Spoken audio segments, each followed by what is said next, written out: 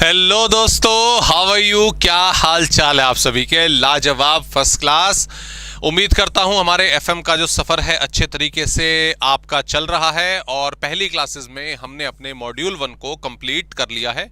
उससे रिलेटेड कोई भी क्वेरी, कोई भी डाउट है तो डेफिनेटली आपने कोऑर्डिनेट करा। ओके, आज के सेक्शन में हम स्टार्ट करने जा रहे हैं कॉस्ट ऑफ कैपिटल वाला टॉपिक, जो हमारे सिलेबस के मॉड्यूल 4 में आता है। ठीक है, तो अभी हमने मॉड्यूल 1 जो है वो कवर करा।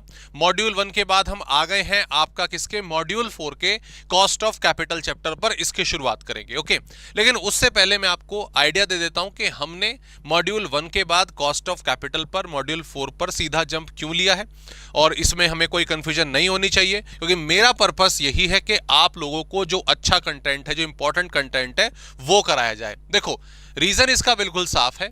अगर हम अपने सिलेबस की बात करें, अरे बाप रे, अगर हम अपने सिलेबस की बात करें दोस्तों, तो मॉड्यूल 1 में ऑलरेडी जो टॉपिक है वो हमने सारे कवर करे। उसमें introduction, time value of money, risk and return, तीनों को कवर करा। दोस्तों, जो मॉड्यूल 2 है हमारा, वो कंप्लीटली थ्योरी है। ओके, और मैं थ्योरी वाला पार्ट कंप्लीट करवा के मैं आपका लोगों का टाइम वेस्ट नहीं करवाना चाहता यहां पर। ऑब्वियसली मैं चाहता हूं कि आप चैनल पर आए हैं, एक कंटेंट कवर कर रहे हैं अपने एग्जामिनेशन पॉइंट ऑफ व्यू से, तो जो अच्छा कंटेंट है, जो एग्जाम में आने लायक है, उसको हम पहले करें, स्पेशली जो प्रैक्टिकल हो। तो थ्योरी तो आगे पीछे अपना चलते फिरते आप पढ़ के कर भी सकते हैं, और एग्जाम में जिस तरह की थ्योरी आ रही है वो काफ़ी सिंपल रहती है, तो मैं इसीलिए मॉड्यूल 2 आपको नहीं कराया। दूसरा मॉड्यूल, जब मैं 3 की बात करता हूं, तो मॉड्यूल 3 में दोस्तों बेसिकली रेशोज, इसके अलावा comparative financial statements, cash flow statement, fund flow statement, ये सारे टॉपिक्स हैं। ये तमाम टॉपिक, हालांकि रेशो की मैं एक क्लास आपको कराऊंगा, लेकिन जो बाकी टॉपिक्स हैं वो कंपैरेटिवली इजी भी हैं, और ये कहीं ना कहीं आपने अकाउंट्स में ऑलरेडी पढ़े होंगे, तो दोबारा से मैं वो टॉपिक करवा के उसमें भी आप लोगों का समय ज्यादा नहीं लेना चाहता। तो इसीलिए मेरा पर्पस है कि मॉड्यूल 4 का जो कॉस्ट ऑफ कैपिटल, जो बिल्कुल नया टॉपिक है आप लोगों के लिए, जो अच्छा टॉपिक है एग्जामिनेशन पॉइंट ऑफ व्यू से, वो मैं आपको कवर कराऊंगा। सो दैट्स द लॉजिक कि हम सीधा मॉड्यूल 1 से मॉड्यूल 4 में कॉस्ट ऑफ कैपिटल पर आए हैं। ओके, बराबर। तो चलिए टॉपिक की शुरुआत करते हैं, और सबसे पहले जरा ये समझते हैं कि कॉस्ट ऑफ कैपिटल क्या होता है। पहले 10 मिनट ध्यान से सुनिएगा, पहले 10 मिनट ध्यान से सुनेंगे। 10 मिनट अगर आपको समझ आ गए, उसके बाद आप अपनी तरफ से जो अंडरस्टैंडिंग है इस पूरे चैप्टर की, बड़े कंफर्टेबली आप क्रिएट कर पाओगे। ओके, अपने आप ही क्रिएट कर पाओगे। सो फर्स्ट ऑफ ऑल हमें यह समझना है कि कॉस्ट ऑफ कैपिटल क्या होता है। हम अभी डेफिनेशन पर नहीं जा रहे, मैं सिंपल सा सवाल आपसे पूछता हूं। ये कैलकुलेटर आप मार्केट से बाय करके लेके आए। ओके, आपने मार्केट से कैलकुलेटर बाय करा और आपने शॉपकीपर को 500 रुपए दिए। जब मैं बात कर रहा हूं, आपने शॉपकीपर को 500 रुपए दिए। ये 500 रुपए आपके लिए क्या है, जरा मुझे बताइए। Sir, these 500 rupees are cost of calculator. Obviously, अगर मैं कुछ गलत नहीं कह रहा हूं तो ये 500 रुपए कॉस्ट ऑफ कैलकुलेटर है। ठीक उसी तरीके से मान लीजिए ये पेन जो है आप बाजार से खरीद कर आए। भाई, हमारा एक लैपटॉप है, टच वाला लैपटॉप है, उसके लिए डिजिटल पेन मुझे चाहिए। तो ये डिजिटल पेन आप मान लीजिए, मैं एज्यूम कर रहा हूं, मार्केट से आप 2200 रुपए का खरीद के लेकर आए। ओके, अब ऑब्वियसली जरा मुझे ये बताइए, ये 2200 रुपए जो हैं, ये है आपका क्या? Yes, this is sir cost of pen. Okay, आपके पास घड़ी नहीं थी, आप मार्केट गए, आप ये मार्केट से घड़ी खरीद के लेकर आए। इस घड़ी के लिए मैं एज्यूम कर रहा हूं कि ये आपने इसके लिए 8000 रुपए दिए, ये वॉच आपने खरीदी। तो जरा मुझे बताइए, ये 8000 रुपए क्या है आपके लिए? सर, ऑब्वियसली ये घड़ी खरीदी, तो it is cost of watch. बराबर। तो बिल्कुल चीज है, बिल्कुल साफ चीज है। यहां पे जो भी कमोडिटी, जो भी सर्विस, जो भी पार्ट आप बाय करके ला रहे हो अपने यूटिलाइजेशन के लिए, उसके लिए आपने जो भी कीमत चुकाई है वो उसकी कॉस्ट होती है। अपने यूटिलिटी के लिए आप कुछ भी लेकर आए, उसके लिए आपने जो कीमत चुकाई है उसको कहा जाता है कॉस्ट ऑफ कैपिटल। बराबर, उसको कहा जाता है, sorry, cost of that utility. अब ऐसे ही यहां पर आपके चैप्टर का नाम है कॉस्ट ऑफ कैपिटल। तो ऑब्वियसली मॉड्यूल 1 में हमने साफ साफ पढ़ा बिजनेस को चलाने के लिए हमें कैपिटल चाहिए। वो कैपिटल आप अपना खुद का फंड भी लगा सकते हो, बैंक से लोन भी ला सकते हो, बोरो भी कर सकते हो, डिबेंचर बॉन्ड्स वगैरह ना जाने क्या क्या इशू कर सकते हो। ये जो सारा का सारा कैपिटल जो आप लेकर आते हो वो क्या फ्री में आपको मिल जाता है? नहीं सर, उसके बदले में भी हमें एक कीमत चुकानी पड़ती है, पैसे की ही कीमत चुकानी पड़ती है। मनी आप लेकर आए, उस मनी की ही कीमत मनी के रूप में चुकानी पड़ती है, उसे कहा जाता है cost of capital. That is what cost of capital. Business में आपने पैसा लगाया, इतना पैसा इन्वेस्ट कर दिया, वो पैसा आप कहीं और लगाते कुछ और मिल जाता, किसी और के पास रहता वो कमा लेता, लेकिन सब कुछ छोड़ छाड़ के वो पैसा आपके बिजनेस में आ गया है, उस बिजनेस को चलाने के लिए उस पैसे का इस्तेमाल हो रहा है। तो क्या उस बिजनेस का, उस पैसे का धर्म नहीं बनता कि ऑब्वियसली एक रिटर्न चुकाया जाए? उस रिटर्न को ही कॉस्ट ऑफ कैपिटल कहा जाता है। एक बड़ा सिंपल सा एग्जांपल मैं लेता हूं। आप बैंक गए कि जी मुझे बिजनेस चलाने के लिए लोन चाहिए। बैंक ने कहा ठीक है, आपने बैंक से लोन ले लिया, आपने बैंक से लोन ले लिया। ओके, बैंक से आपने लोन कितना लिया? मैं एज्यूम कर रहा हूं 8 लाख रुपए का आपने लोन लिया। ओके, अब ये 8 लाख रुपए आपने लौटाए, ठीक है ना जी, लौटाए। 8 लाख रुपए का लोन ले लिया, समय रहते आपने पैसा बनाया और अब इस 8 लाख को, इस लोन को चुकाने का समय आ गया है। कितना रुपया चुकाया आपने? सर 8 लाख रुपए। 8 लाख रुपए बैंक से लिए और 8 लाख रुपए बैंक को चुका दिए, 1 साल 2 साल 3 साल जितने का भी आपने लोन लिया था। ठीक है, ऐसा होता है क्या? जरा बताओ। नहीं सर, ऐसा तो होता नहीं। अगर होता है तो हमें बताओ, इसी बैंक के पास जाएंगे कि सीधा 8 लाख रुपए लेंगे और 8 लाख रुपए चुका देंगे। ऐसा होता है? नहीं। बदले में ऑब्वियसली बैंक क्या कहता है कि ऐसा भाई साहब, ये लोन तो आप ले जा रहे हैं, इसके बदले आपको कुछ ब्याज चुकाना पड़ेगा। मान लीजिए 10%, 2 साल तक आप इस्तेमाल कर लो और 2 साल बाद सीधे चुका देना, सिंपल इंटरेस्ट मान के चल रहे हैं। ओके, तो 2 लाख का 10% आपका कितना हो गया? 8 लाख का 10% कितना हो गया? 80,000 रुपए। 2 साल हो गए 16,000 रुपए। तो 8 लाख के ऊपर जो ये आपने 16,000 रुपए चुकाए हैं ना, ये होता है कॉस्ट ऑफ कैपिटल। इस 8 लाख रुपए को जुटाने में आपके 16,000 रुपए खर्च हो गए ऊपर से।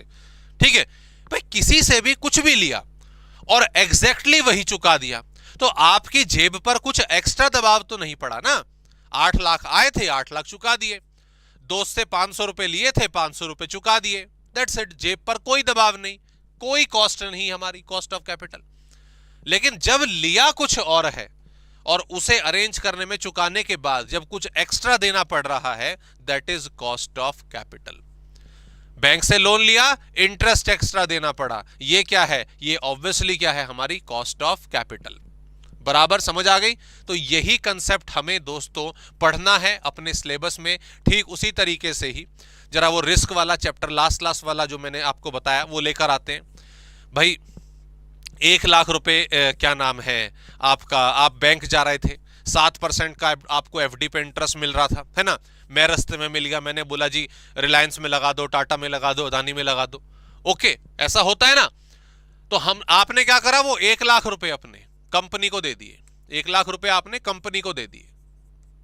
ठीक है, तो कंपनी के पास, अदानी के पास, टाटा के पास ये 1 लाख रुपए आ गए।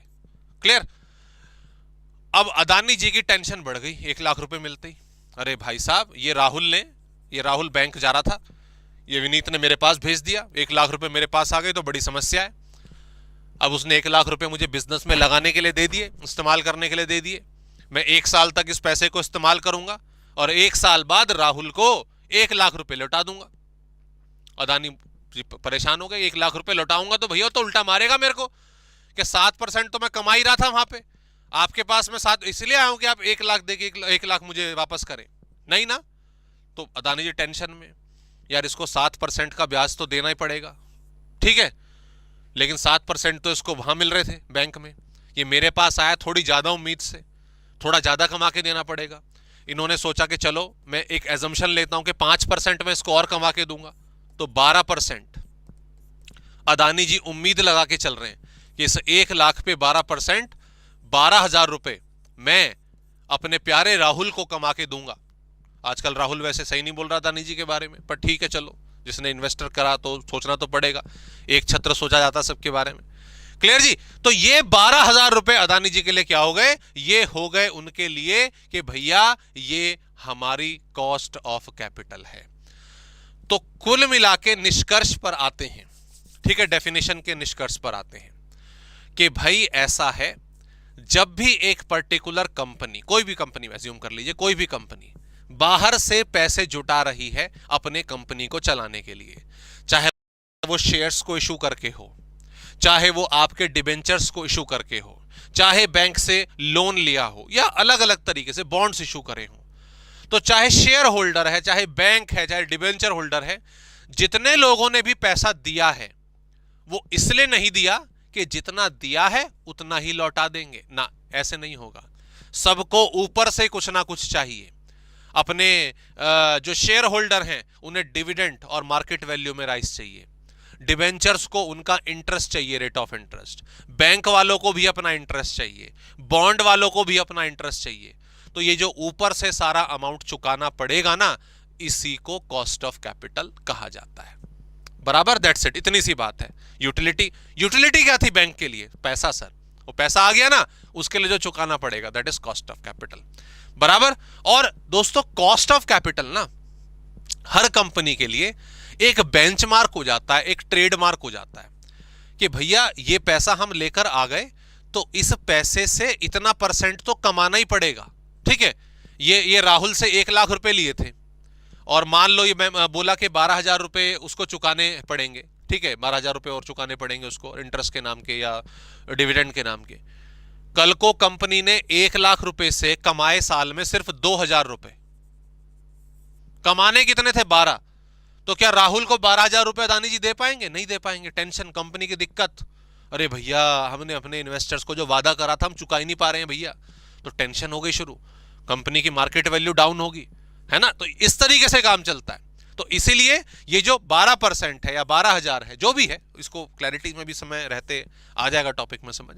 बहरहाल जो कॉस्ट ऑफ कैपिटल है ना, ये एक कंपनी का बेंचमार्क हो जाता है कि भैया इतना तो कमाएं ताकि अपने इंटरेस्ट वालों को इंटरेस्ट दे पाए, डिविडेंड वालों को डिविडेंड दे पाए, और हमारी रेपुटेशन बनी रहे कि बाहर वालों से जो पैसा उठाया था वो सही मायनों में चुकाया है। ओके, तो उम्मीद करता हूं कॉस्ट ऑफ कैपिटल का जो बेसिक मीनिंग है आप लोगों को समझ आ जाएगा। बड़ा आसान है। चलिए वापस आते हैं और जरा मीनिंग की तरफ बढ़ते हैं कि बेसिकली अगर हम सिंपल सी डेफिनेशन देखें, बड़ी सिंपल सी definition, okay, what is that? Cost of capital is the minimum rate of return, minimum rate of return that a firm must earn on its investment, must earn on investment। 2 word याद रखने हैं, investment और minimum rate of return. जो भी पैसा धंधे में लगा है अपनी इज्जत बचाने के लिए, अपने आप को एक नॉर्मल सर्वाइवल के लिए, इतना परसेंट तो भैया कमाना पड़ेगा। अगर इतना नहीं कमाया तो दिक्कत वाली बात है। That is cost of capital. Okay, चलिए जी आगे बढ़ते हैं। अब हमारा सिलेबस, ये तो ठीक है, मीनिंग क्लियर हो गई, तो ये हमारे लगभग 10 मिनट यहां पर खत्म हुए। कंसेप्ट आपको क्लियर होगा, फॉर्मूले आप खुद ही बनाएंगे। अब देखो इतना लॉजिक आपको समझ आया ना, फॉर्मूले आप खुद बना लेंगे। उससे पहले हमें जो कॉस्ट ऑफ कैपिटल है वो 2 एस्पेक्ट्स में पढ़नी है। एक है एक्सप्लिसिट कॉस्ट और एक है इम्प्लिसिट कॉस्ट। ठीक है, 2 तरह की कॉस्ट होगी, एक्सप्लिसिट कॉस्ट और इम्प्लिसिट कॉस्ट। क्या ये वर्ड सुने हैं कभी पहले? सर बिल्कुल सुने हैं सर। ये वर्ड हमने फाउंडेशन में भी सुने थे, ये वर्ड हमने 11th में या 12th में जहां कहीं पर भी आपने माइक्रो इकोनॉमिक्स पढ़ी होगी उसमें कॉस्टिंग के चैप्टर में थे। What are they? Explicit cost वो कॉस्ट होती थी सर जो आउटसाइडर्स को पे करी जाती थी, जो आउटसाइडर्स को पे करी जाती थी, एक्चुअल में पेमेंट दिखती थी। हम सैलरीज पे कर रहे हैं, हम रेंट पे कर रहे हैं, हम प्रिंटिंग स्टेशनरी का बिल पे कर रहे हैं, हम इंश्योरेंस पे कर रहे हैं, तमाम चीजें जो भी हम पे कर रहे हैं, आउटसाइडर को एक्चुअल पेमेंट दिख रही है जाती। That is explicit. ठीक है, इम्प्लिसिट क्या होता था? Self owned, self owned. बराबर कि सर ये पे नहीं करनी पड़ती थी हमें किसी को, बट कायदे से ये भी एक हमारी पेमेंट बनती थी, मतलब पेमेंट नहीं बनती थी, एक कॉस्ट बनती थी, सेल्फ ओन्ड कॉस्ट, जिसमें हम अपनी ही बिल्डिंग में अगर काम कर रहे हैं तो खुद को रेंट तो नहीं देंगे, लेकिन बिल्डिंग तो यूटिलाइज हो रही है ना, तो डेप्रिसिएशन कायदे से एक इम्प्लिसिट कॉस्ट होती है। हम क्या नाम है, अपना बिजनेस चला रहे हैं, अपनी कैपिटल खुद डाली है, या खुद काम कर रहे हैं तो खुद को सैलरी नहीं दे रहे, तो ये लेकिन फैक्टर तो लग रहा है ना, ये हमारी होती थी इम्प्लिसिट कॉस्ट। लेकिन अब यहां पर कॉस्ट ऑफ कैपिटल में इसका क्या लेना देना है, जरा ये ध्यान देंगे। हम एक्सप्लिसिट कॉस्ट 3 पार्ट में पढ़ेंगे, और याद रखिएगा एक्चुअल पेमेंट जो करनी पड़ती है वो एक्सप्लिसिट कॉस्ट होती है। ओके, इसमें सबसे पहले हम पढ़ेंगे कॉस्ट ऑफ डेट। ठीक है, इसको के डी से डिनोट करा जाएगा, कॉस्ट ऑफ डेट। डेट बोले तो उधार, उधार कैसा भी हो सकता है, डिबेंचर के रूप में हो सकता है, बॉन्ड्स इशू करे हैं, बैंक से लोन लिया है, ये तमाम डेट के रूप में आएंगे। ठीक है, इन ये सब हम पढ़ेंगे। इसके अलावा अगला जो होगा कॉस्ट ऑफ प्रेफरेंस शेयर्स, इसको हम केपी से डिनोट करेंगे, केपी से डिनोट करेंगे। ठीक है, क्लियर। और कॉस्ट ऑफ प्रेफरेंस शेयर्स अगर हम बात करें, आपने अकाउंटेंसी में पढ़ा होगा, हालांकि जो प्रेफरेंस शेयर्स हैं अब भारतीय इतिहास में, कंपनियों के इतिहास में इशू होने बंद हो गए हैं, और जो भी पहले कुछ इशू हुए थे, मैं एक बार ऑनलाइन चेक कर रहा था, कुछ 50-60 कंपनियां लॉजिकली बची हैं, लिस्टेड कंपनी जो प्रेफरेंस शेयर होल्ड करके चल रही हैं, और 2031 या 32 तक लास्ट मैंने देखा था, तब तक ये सारे के सारे रिडीम हो जाएंगे, फिर लगभग प्रेफरेंस शेयर खत्म ही हो जाएगा। ठीक है, तो खैर हमें लेकिन उसकी कॉस्ट ऑफ प्रेफरेंस शेयर कैसे निकाली जाती है हमें पढ़ना है। तीसरा होगा और सबसे इंपॉर्टेंट होगा कॉस्ट ऑफ इक्विटी शेयर्स या cost of equity share holders, इसको के ई से डिनोट करेंगे। और देखो कायदे से समझिए, जब भी हम कंपनी का कोई भी डेट लेते हैं, डिवेंचर है, बॉन्ड है, बैंक लोन है, कुछ भी है, उन्हें कायदे से इंटरेस्ट पे करना पड़ता है, इंटरेस्ट पे करना पड़ता है एक्चुअल में, तो cost of debt is an explicit cost. ऐसे जब हम प्रेफरेंस शेयर्स इशू करते हैं, इनको डिविडेंड की पेमेंट इनको करनी पड़ती है हमें, that is what cost of preference share is an explicit cost. और similarly cost of equity share, भैया इन्हें डिविडेंड देना पड़ता है, तो इनको पेमेंट जाती है ना, तो जिनको भी एक्चुअल में पेमेंट जा रही है बाहर वाले, ठीक है, वो सारे के सारे एक्सप्लिसिट कॉस्ट में काउंट होंगे। बस इतना ही क्लासिफाई करना, वैसे इन डिटेल इसका और कोई वजूद नहीं बनता। ओके, इम्प्लिसिट कॉस्ट क्या होती है सर? इम्प्लिसिट कॉस्ट कंपनी की ऐसी कॉस्ट जो पे नहीं करनी पड़ रही। हाँ, मतलब एग्जांपल वो डेप्रिसिएशन और मैनेजर सैलरी हम पढ़ लेते हैं कॉस्टिंग में, लेकिन एक कॉस्ट ऑफ कैपिटल के मायने में उसका क्या एग्जांपल है? तो बड़ा सिंपल सा है इसका, cost of retain earning. Cost of retain earning, इसको के आर ई से डिनोट करा जाएगा। और ध्यान से सुनिएगा इसके बाद जो मैं बता रहा हूं, मोस्ट ऑफ द केसेस में कॉस्ट ऑफ इक्विटी और cost of retain earning same ही रहती है। कॉस्ट ऑफ इक्विटी का ही दूसरा रूप है कॉस्ट ऑफ रिटेन अर्निंग। कैसे sir, can you please elaborate? हाँ जी बिल्कुल, इलेबोरेट श्री करा जाएगा, आपके पूरे पैसे वसूल होंगे। जरा समझिए मेरी बात, आपने एक कंपनी का शेयर खरीदा और उसकी कीमत चुकाई 1000 रुपए, 1000 रुपए का आपका शेयर है। टुडे इज ईयर 0, ठीक है, आज आपने 1000 रुपए का शेयर खरीदा। अब मुझे यह बताओ, इस 1000 रुपए जो है आपके, जब आपने कंपनी में लगाए बराबर, तो उस मायने में तो हम ये साफ साफ देख रहे हैं कि आपकी यही उम्मीद होगी ना कि ये 1000 रुपए कल को बढ़े और आपकी 4 पैसे की कमाई हो। आप किसी भी कंपनी के शेयर्स में पैसा क्यों लगाते हो? कि आपकी वेल्थ मैक्सिमाइज होनी चाहिए, बराबर। जब ईयर 1 आया, जब ईयर 1 पूरा हुआ, तो कंपनी ने अर्निंग पर शेयर, एक शेयर पर अपना 120 रुपए कमाए। क्या कमाए? 120 रुपए कमाए। आप खुश हुए। क्यों खुश हुए? कि भाई 1000 रुपए मैंने लगाए थे और 120 रुपए कंपनी ने कमाया है, तो 120 डिवाइडेड बाय 1000, 12% का रिटर्न मुझे मिला है, 12% पैसा मेरे पास आया है, बराबर। लेकिन मुझे यह बताओ, कंपनी अब 12% कमाया तो 120 रुपए आपके बनते हैं, 120 रुपए आपके बनते हैं। लेकिन कंपनी क्या करती है? कंपनी इसमें से डिविडेंड बांटती है। मान लो फॉर एग्जांपल 30 रुपए का, आप उम्मीद करके बैठे थे कि 120 रुपए मिलेंगे, पार्टी करेंगे, आपने इंतजाम कर रखा आज की शाम का पार्टी करेंगे, 120 रुपए आएंगे। पता चला 30 रुपए आए हैं। क्यों? डिविडेंड कंपनी ने 30 रुपए ही बांटा है, हमारे खाते में 30 रुपए आ गए, पार्टी का साइज छोटा हो गया। और ये जो बाकी 90 रुपए हैं ये कंपनी ने अपने पास रिटेन कर लिए, और इसी को कहा जाता है रिटेन अर्निंग। बराबर, मेरा पैसा जो मेरे हिस्से का बनता था कंपनी ने रख लिया। कंपनी ने रख लिया, मुझे बताओ कंपनी इसका क्या करेगी? खा जाएगी खुद, इस 90 रुपए को खुद खा जाएगी? क्या कंपनियां ऐसा करती हैं? नहीं सर, ये कंपनी के रिजर्व में तैयार हो गया। कंपनी कहती है कि कल हम अपनी बाहें फैलाएंगे, अपनी कंपनी को बढ़ाएंगे, डाइवर्सिफाई करेंगे, दूसरी कंपनी को एक्वायर करेंगे, तो कंपनी को बड़ा करने में पैसा लगेगा। अब ये मैं 120 सारे के सारे आपको बांट देता और कल को कंपनी को पैसा चाहिए तो वापस से दोबारा से आपसे मांगेंगे क्या? इतना लंबा प्रोसेस क्यों कर रहे हो? कंपनी के पास ही रहने दीजिए, कंपनी के पास ही रहने दीजिए। बराबर, तो ठीक है, आपने कहा ठीक है, तो अच्छी बात है, कंपनी कल को बड़ी होगी तो हमारे शेयर का प्राइस बढ़ेगा, है ना? यही होता है। अब ये तो पूरी की पूरी स्टोरी हो गई। लेकिन मुझे ये बताओ, ये 90 रुपए किसके थे? ये थे तो आपके। तो कंपनी का क्या ये ऑब्लिगेशन नहीं बनता कि जो आपने चुका दिया, जो आपने एक्सप्लिसिट कर दिया, वो ठीक है, आपने अपना कानून निभाया, लेकिन जो शेयर होल्डर का पैसा आपने रोका है, जो अपने पास रख लिया है 90 रुपए, क्या उसकी भी ग्रोथ नहीं होनी चाहिए?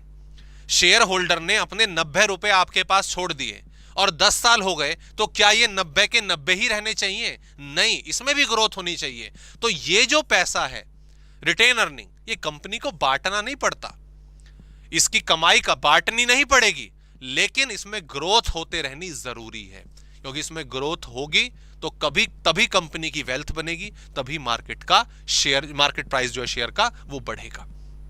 दैट्स वाई हमें इंप्लिसिट कॉस्ट के अंदर, कहां गया भाई हमारा, हाँ जी, इंप्लिसिट कॉस्ट के अंदर कॉस्ट ऑफ रिटेन अर्निंग को पढ़ना पड़ता है। और क्योंकि दोनों का आपस में कनेक्शन है, ये शेयर होल्डर का ही पैसा है, तो that's why in most of the cases KE and KRE will remain same. Sir why are you saying in most of the cases? एक फॉर्मूला है, मॉड्यूल में नहीं है, लेकिन मैं आपको बताऊंगा, ठीक है? अगर उस तरीके से डिटेल दी जाती है तो थोड़ा सा माइनर सा चेंज इनके बीच में आता है। वो कैसे, जब हम जाएंगे टॉपिक पे तब पढ़ेंगे। Okay, so that's the story for cost of capital basic meaning and उसके पार्ट्स जो हमें पढ़ने हैं, ये इनकी वही एक्सप्लेनेशन दे रखी है बेसिकली। अगर हम बात करें तो इनको जस्ट आप रीड करेंगे। We are not losing our time and we are moving towards cost of debt. कि कॉस्ट ऑफ डेट अगर एग्जाम में आए, उसका क्वेश्चन आए, तो हमें किस तरीके से निकालना है, किस तरीके से सॉल्व करना है। तो पहले आओ आपको फॉर्मूला बनाना सिखा दूं, आइए ध्यान दीजिए फटाफट से। आप कंपनी हो, यू आर द कंपनी, ठीक है, यू आर द कंपनी। आपने 11% के डिबेंचर्स इशू करे, ठीक है, क्लियर जी, समझ आ गया?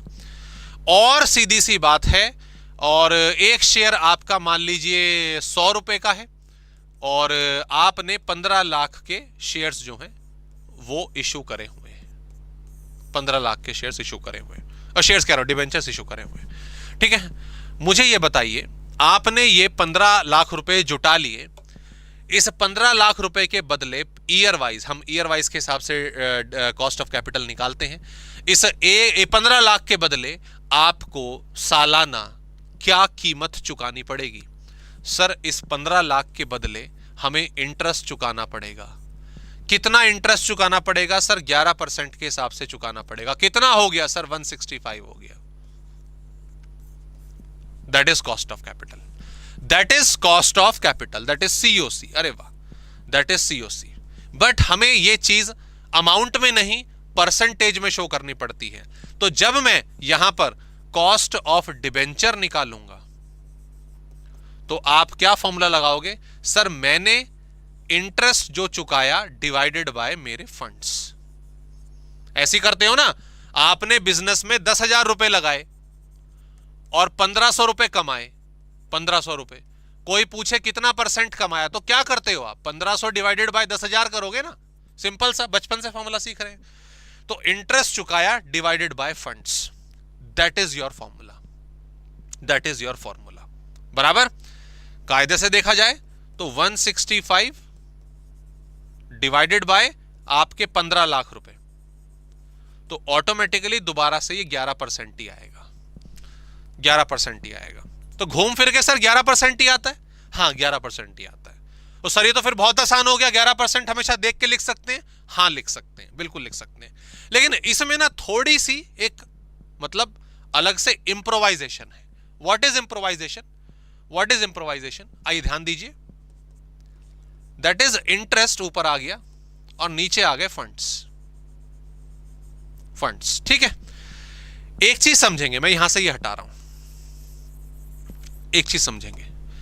जब आप ये 1,65,000 रुपए आपका जो है क्या नाम है पे करोगे साल में, भाई आपने जो डिबेंचर इशू करे उसका 1,65 आपको साल भर का इंटरेस्ट चुकाना है ना। तो जब आप अपनी इनकम स्टेटमेंट बनाओगे या प्रॉफिट एंड लॉस अकाउंट बनाओगे, तो यहां पर डेबिट साइड में, डेबिट प्रोविजन में आपको इंटरेस्ट दिखाना पड़ेगा। भाई जितने भी खर्चे होते हैं, जितने भी खर्चे होते हैं वो आपको डेबिट साइड में दिखाने होते हैं। खर्चे होना अच्छी बात नहीं होती, लेकिन खर्चों का पता एक बहुत अच्छा पॉइंट क्या होता है, जो खर्चे हैं ना वो आपके प्रॉफिट को कम कर देते हैं, वो आपके प्रॉफिट को कम कर देते हैं, वो आपके नेट प्रॉफिट को कम कर देते हैं। और अगर आपका प्रॉफिट कम होता है तो कंपनीज का टैक्स भी कम होता है, कंपनीज का टैक्स भी कम होता है। जितना नेट प्रॉफिट कम आएगा उतना हमें टैक्स कम देना पड़ेगा। तो ये इंटरेस्ट हमें 1,65,000 रुपए चुकाना तो पड़ा, लेकिन इस 1,65,000 रुपए की एक अच्छी बात हुई। वो अच्छी बात ये थी कि भाई इसने हमारे प्रॉफिट को कम कर दिया, और जब हम टैक्स देंगे तो हमें कम टैक्स देना पड़ेगा। तो एक बड़ी प्यारी सी अच्छी सी बात क्या होती है कि इंटरेस्ट जो है ना आपका टैक्स बचा जाता है। तो इसीलिए just what you have to do, interest को आप 1 माइनस टैक्स रेट, इससे मल्टीप्लाई कर देंगे कि ठीक है 1,65, मान लो मैं एज्यूम कर रहा हूं 30% का टैक्स रेट है, तो 1,65 तो मुझे चुकाने पड़ गए, ठीक है, ये मेरा एक्सपेंस हुआ। लेकिन 1,65 से मेरा प्रॉफिट कम हो गया, और 1,65 का 30% यानी कि 49,500 ये मेरी टैक्स पे सेविंग हो जाएगी। तो कुल मिला के जो नेट इफेक्ट, जो नेट मुझे चुकाना पड़ा वो 1,15,500 रुपए था, 1,15,500 रुपए था। आपका इंटरेस्ट आपकी टैक्स सेविंग मशीन होता है, आप इंटरेस्ट पे करोगे टैक्स बचेगा, तो इसीलिए इंटरेस्ट को टैक्स के साथ हम एडजस्ट कर देते हैं। ये बन गया formula, that's it, this is your formula, this is your formula. बराबर समझ आ गई बात? क्लियर? डन? सो सिंपल, जो हम पे करते हैं डिवाइडेड बाय जो हमारे फंड्स होते हैं। So now let's write the formula, write the formula. It is irredeemable case का है, रिडीमेबल इररिडीमेबल क्या है भी डिस्कस करेंगे, but comes to this point only. Your cost of debt is equals to I 1 minus T, interest 1 minus T ये ऊपर आ जाएगा, divided by आपके फंड्स, या उसकी जगह लिख लीजिए net proceeds, net proceeds. Okay, net proceed लिख लीजिए कि एक्चुअल में फंड्स कितने के हैं, एक्चुअल में जो डिबेंचर है वो कितने का है, वो आप यहां पे लिखोगे। ठीक है, नेट प्रोसीड पर थोड़ी सी एक क्लैरिटी अभी आएगी, लेकिन जब उसका प्रैक्टिकल क्वेश्चन कराऊंगा तब आपको समझाऊंगा। ओके, सो नेट प्रोसीड लिख लो या एनपी लिख लो, दोनों एक ही चीज है। मॉड्यूल में कई जगह मार्केट प्राइस लिखा हुआ है MP, but that is not correct, that is not superior thing. आप नेट प्रोसीड लिखिएगा, अभी पता चलेगा, हम क्वेश्चन करेंगे। ठीक है, okay, now let's move to the other side, cost of redeemable debt, redeemable debenture. देखो, जो इरिडीमेबल डिबेंचर होंगे, जो बॉन्ड्स होंगे, जो आपका क्या नाम है, नॉट बॉन्ड्स, बैंक लोन होगा, वो सब इरिडीमेबल वाले केस फॉर्मूले से होंगे। लेकिन रिडीमेबल डिबेंचर्स आप जानते होंगे जो एक समय बाद आपको चुकाने पड़ जाते हैं, जो एक समय बाद आपको चुकाने पड़ने होते हैं, 5 साल 7 साल 10 साल बाद, जो भी ड्यूरेशन होती है। उसके फॉर्मूले में थोड़ा सा चेंज है कि cost of debt is equals to, ऊपर तो वही आएगा, interest 1 minus T, interest 1 minus T, ठीक है। इसके अलावा plus RP redeemable price minus net proceed, मतलब आज डिबेंचर कितने का है, divided by N, divided by N. Sir ये चीज क्या है, ये चीज क्या है, ध्यान से देखो क्या है, पता है आपको ऑलरेडी क्या है। ये तो इंटरेस्ट 1 माइनस टी था, जो पैसा आपको चुकाना है, interest 1 minus T, 1 minus T तो टैक्स के लिए करा, इंटरेस्ट आपको मालूम है, ये तो चुकाना है, ये पैसा चुकाया जाएगा, चुकाने को ऊपर रखोगे आप। ये जो इधर लिखा है ये भी तो चुकाना ही है, ये भी तो चुकाना ही है। कैसे चुकाना है, आपने बोला था आज डिबेंचर खरीद लो 100 रुपए का, हम 5 साल बाद रिडीम कर देंगे 120 का, आपने बोल दिया।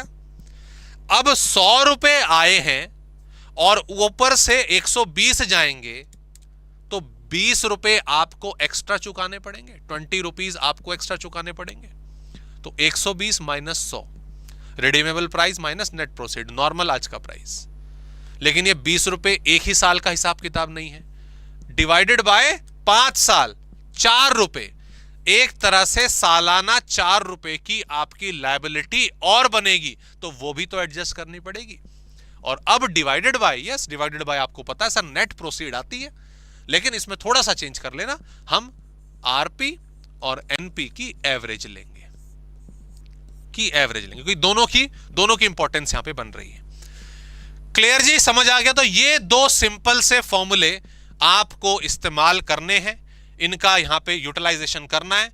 Net proceed of issue is gross receipts minus flotation cost, minus flotation cost. Sir क्या होता है अभी पता चलेगा, let's move to the question side. चलिए क्वेश्चंस पर आते हैं, बेहतरीन तरीके से समझ आएगा, ध्यान दीजिएगा फटाफट से। जब भी डेट का क्वेश्चन आएगा, सबसे पहले तो आपको यह समझना है, यह पता लगाना है कि ये रिडीमेबल वाला है कि इररिडीमेबल वाला है, तो वो क्वेश्चन पढ़ के आपको पता चल जाएगा।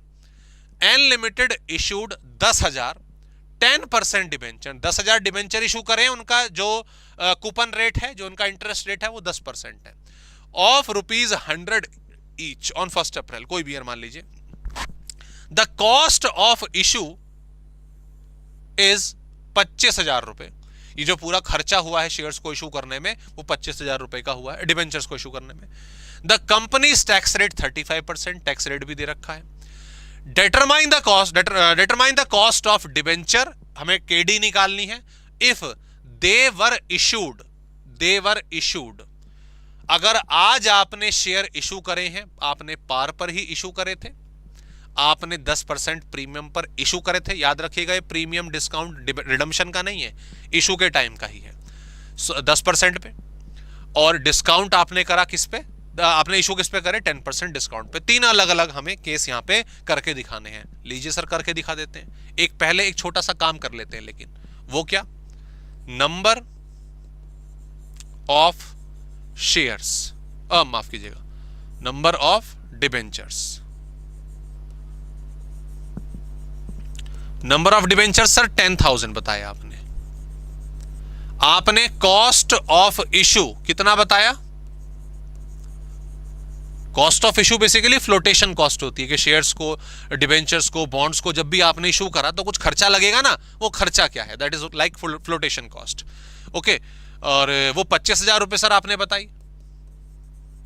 क्लियर, तो इसका मतलब ये है पर डिबेंचर फ्लोटेशन कॉस्ट या कॉस्ट ऑफ इशू, तो 25,000 डिवाइडेड बाय 10,000 आपकी 2.5 रुपए की फ्लोटेशन कॉस्ट आ गई, आपकी 2.5 रुपए की फ्लोटेशन कॉस्ट आ गई। ठीक है, चलिए आगे बढ़ते हैं। नेक्स्ट, सबसे पहला केस, अगर आज आपने शेयर्स पार पर इशू करे, ओके, यहां पर ऊपर मैं एक बारी फॉर्मूला लिख देता हूं, मुझे ये साफ साफ पता चल गया इस क्वेश्चन में कि ये जो आपका क्वेश्चन है ये इररिडीमेबल वाला है।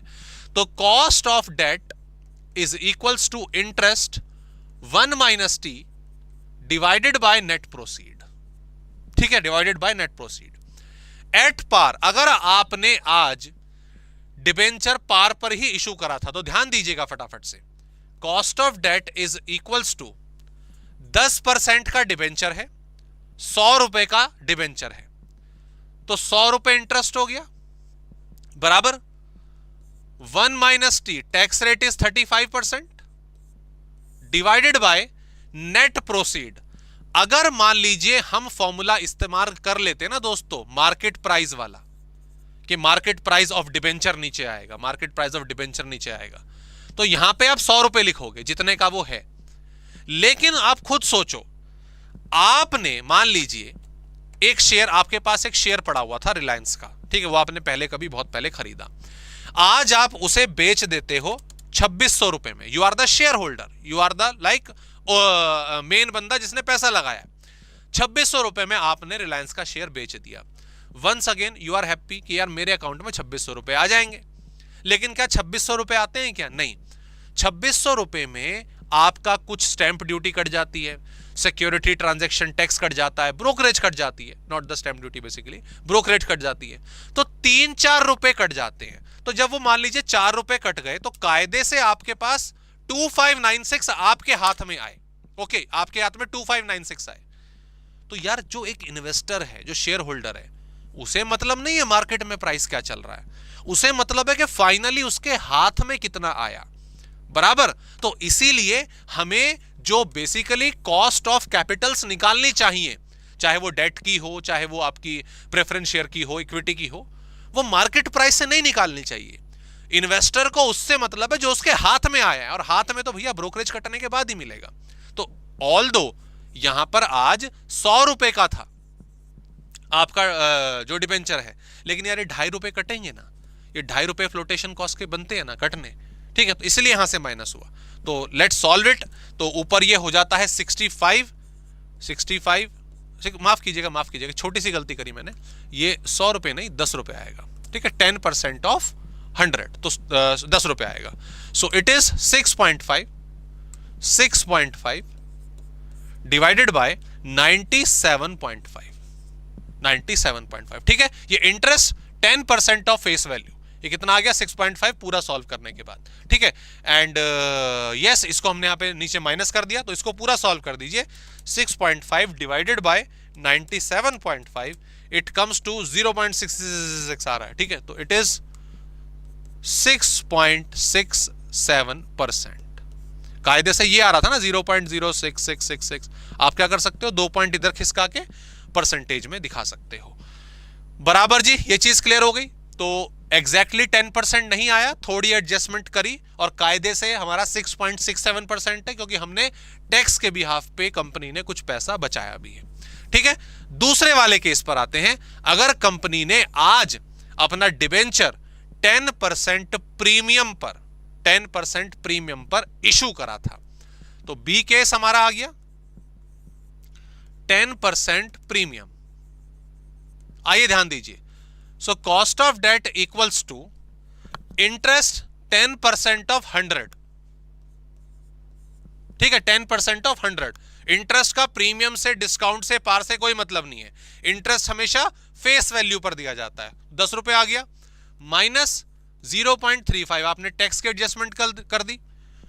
व्हाट इज बीनीथ, नीचे क्या आएगा सर? आज 110 रुपए का है डिबेंचर। कितने का? 110 का, क्योंकि आपने इशू 110 में करा था, ठीक है ना, 10 रुपए प्रीमियम पे करा था, तो 110 चल रहा मार्केट में भाव, तो 110 रुपए का बिक जाएगा, मार्केट प्राइस 110 का हो जाएगा। लेकिन आपका ये 2.5 रुपए सर, वो कटेगा ना अपना, है ना, वो कटेगा। तो 6.5 डिवाइडेड बाय 107.5 बराबर, तो 6.5 डिवाइडेड बाय 107.5, तो ये 0.0604 आ रही है, तो मैं परसेंटेज में लिख सकते हैं इसको, तो इट कम्स टू 6.04%। 6.04% ये आपका निकल गया। अगले केस पे आ जाओ सर। अगर 10% डिस्काउंट पे करा होता, सी केस 10% डिस्काउंट, 10% डिस्काउंट हमारा अगर आ जाता है तो आइए ध्यान दीजिए sir, cost of debt equals to, ये तो ऊपर तो सेम ही रहेगा 10 रुपए, फेस वैल्यू पर ही आएगा, लेकिन आपने 10% डिस्काउंट पर इशू करा, 100 का डिबेंचर 90 में इशू करा तो 90 आ जाएगा सर, लेकिन वो 2.5 रुपया तो अपना कटना ही है ना। सो it is 6.5 divided bye 87.5। Okay, so 6.5 divided bye 87.5, तो ये आ रहा है 7.42%। बराबर जी, क्लियर, समझ आ गया? हाँ जी सर, ये क्वेश्चन आपने कर लिया। आओ आपको इसके अलावा, हालांकि देखिए इंपॉर्टेंट नहीं है एग्जाम में लिखने लायक के लिए, लेकिन आपकी अपनी अंडरस्टैंडिंग के लिए ये चीज आपको मालूम होनी चाहिए कि भाई हाँ, हम अगर फैक्ट्स पढ़ रहे हैं, फैक्ट्स को देख रहे हैं और हमें कहीं और जगह ये जज करने की नौबत आ जाए तो अपने हम पॉइंट ऑफ व्यूज बता सके, वो मैं आपको बता देता हूं। देखो, जब 100 रुपए का डिबेंचर 100 रुपए में कंपनी ने इशू करा तो हमारी कॉस्ट ऑफ कैपिटल ये आ रही थी 6.67, है ना, ये आ रही थी। जब 100 रुपए का डिबेंचर हमने 110 यानी कि प्रीमियम पर इशू करा तो कंपनी की कॉस्ट ऑफ आ रही है कैपिटल, मतलब कॉस्ट ऑफ डेट 6.04, और जब डिस्काउंट में करा तब आ रही है 7.42। Okay, let's observe this. 100 का शेयर 100 में इशू करा, ठीक है, इनिशियली, तो जैसा आपका भाव है वैसे ही विचार है, ये समझ लीजिए, बिल्कुल सेम टू, जो दिख रहा है वही है। तो ये 6.67 is an ideal cost of debt आ गई। ओके, अब अगले वाले केस में कंपनी ने प्रीमियम पर इशू करा अपना डिवेंचर। मुझे ये बताओ, प्रीमियम पर अपना डिवेंचर हो, बॉन्ड हो, शेयर हो, कोई भी हो, उसे इशू करने का दमखम कौन सी कंपनी रखती है? जिसकी रेपुटेशन मार्केट में बढ़िया हो, ये पता है ये बढ़िया है। आप देखते हैं ना आए दिन कि 100 रुपए का 10 रुपए का शेयर है, वो 400 500 रुपए में आईपीओ के लिए आ रहा है, इनिशियल पब्लिक ऑफर के लिए आ रहा है। क्यों आ रहा है? दीज कंपनीज आर स्ट्रांग कि भाई हाँ, हम अपना चला देंगे हिसाब किताब, हम बढ़िया तरीके से हिसाब किताब चलाएंगे, कंपनी कोई खतरे में नहीं है, तभी कंपनी प्रीमियम्स पर अपने आप को इशू करती है, चाहे वो डिबेंचर हो, शेयर हो। इस कंपनी ने भी ऐसा ही करा, और क्योंकि कंपनी बेहतर थी, प्रीमियम पर लड़ने वाली थी, तो इनकी कॉस्ट ऑफ कैपिटल कम हो गई, इनका मिनिमम रिटर्न जो कमाना चाहिए, जो रिस्क रिटर्न है एक तरह से, वो थोड़ा कम हो गया। लेकिन ऐसी कंपनी जिसको डिस्काउंट पे शेयर इशू करना पड़ रहा है, मतलब थोड़े हालात लाले वाले हैं कि भाई 100 का डिबेंचर है, तुम 90 दो ना यार, 90 दो, लो डिबेंचर लो 100 का, हम 100 लौटाएंगे, इंटरेस्ट तो चुकाएंगे ही चुकाएंगे, 10 रुपए का फायदा और होगा आपको अलग से, तो उसको जरूरत पड़ रही है यार, जल्दी दो, लो यार, लो फटाफट से, कंपनी में पैसे लगाने। तो ये कंपनी थोड़ी सी रिस्की लग रही है जो डिस्काउंट पे डिबेंचर इशू कर लिए, इसीलिए इनका मिनिमम रेट देखो बढ़ गया। तो इस तरीके से आप फैक्टर्स को भी एनालाइज कर सकते हो जो हमारे अलग अलग केस में अराइज होंगे। ठीक है, अगले पॉइंट पर आते हैं, चलिए। ठीक है, अगले पॉइंट पे दोस्तों, कंपनी इशू। ठीक है, अगला वाला क्वेश्चन, ये मैं उम्मीद करता हूं क्लियर हो गया। अगले वाले क्वेश्चन की तरफ हम आते हैं। ठीक है, ये यहां से हटा देता हूं। ठीक है, हाँ जी, अगले वाला case. A company issued 10,000 14% debenture of 1000 each. 1000 रुपए का डिबेंचर है 14% पे। एक चीज और याद रखिएगा, अगर कभी भी डिबेंचर की फेस वैल्यू क्वेश्चन में ना दी हो तो 100 रुपए मान लेना, एज्यूम कर लेना 100 रुपए रहेगी हमारे डिबेंचर की वैल्यू। आगे बढ़ते हैं, इसमें तो खैर है। The debentures are redeemable. अरे भाई साहब, इसने पूरा मुद्दा खोल दिया। कितने साल बाद? 5 साल बाद ये कंपनी अपने डिबेंचर्स को रिडीम करेगी। अच्छा जी, ठीक है। The tax rate applicable to company 35%। ठीक है, सर चार्ज वगैरह सब मिला के। Calculate the cost of debt after tax if. अच्छा, आफ्टर टैक्स ये इन्होंने कुछ लिखा है यहां पे, इसका क्या मतलब है बताएंगे। ठीक है, if the debentures are issued 5% का डिस्काउंट और 2% की फ्लोटेशन कॉस्ट। 5% का डिस्काउंट और 2% की फ्लोटेशन कॉस्ट के खर्चे बता दिए। चलो शुरू करते हैं।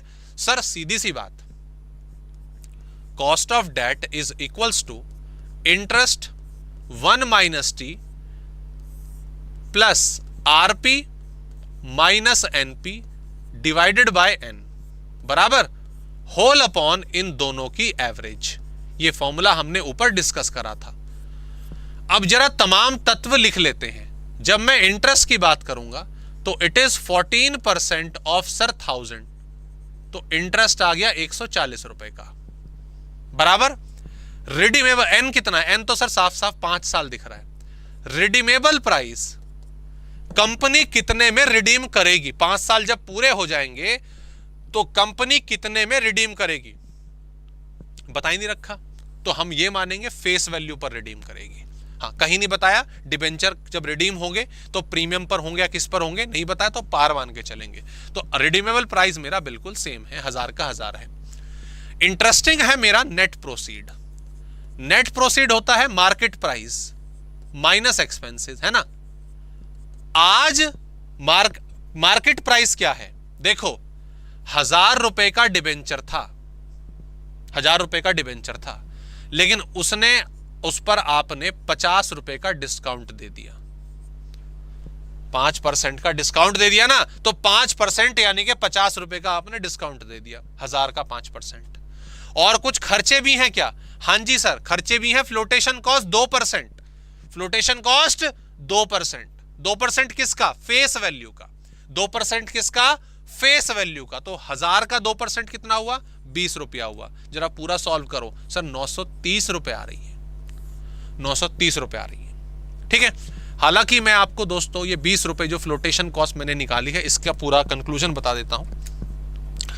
कायदे से जो इन रियलिटी होता है, इन रियलिटी होता है, जो फ्लोटेशन कॉस्ट होती है वो मार्केट में कितने की बिकी, सेलिंग प्राइस उस पर कैलकुलेट होती है।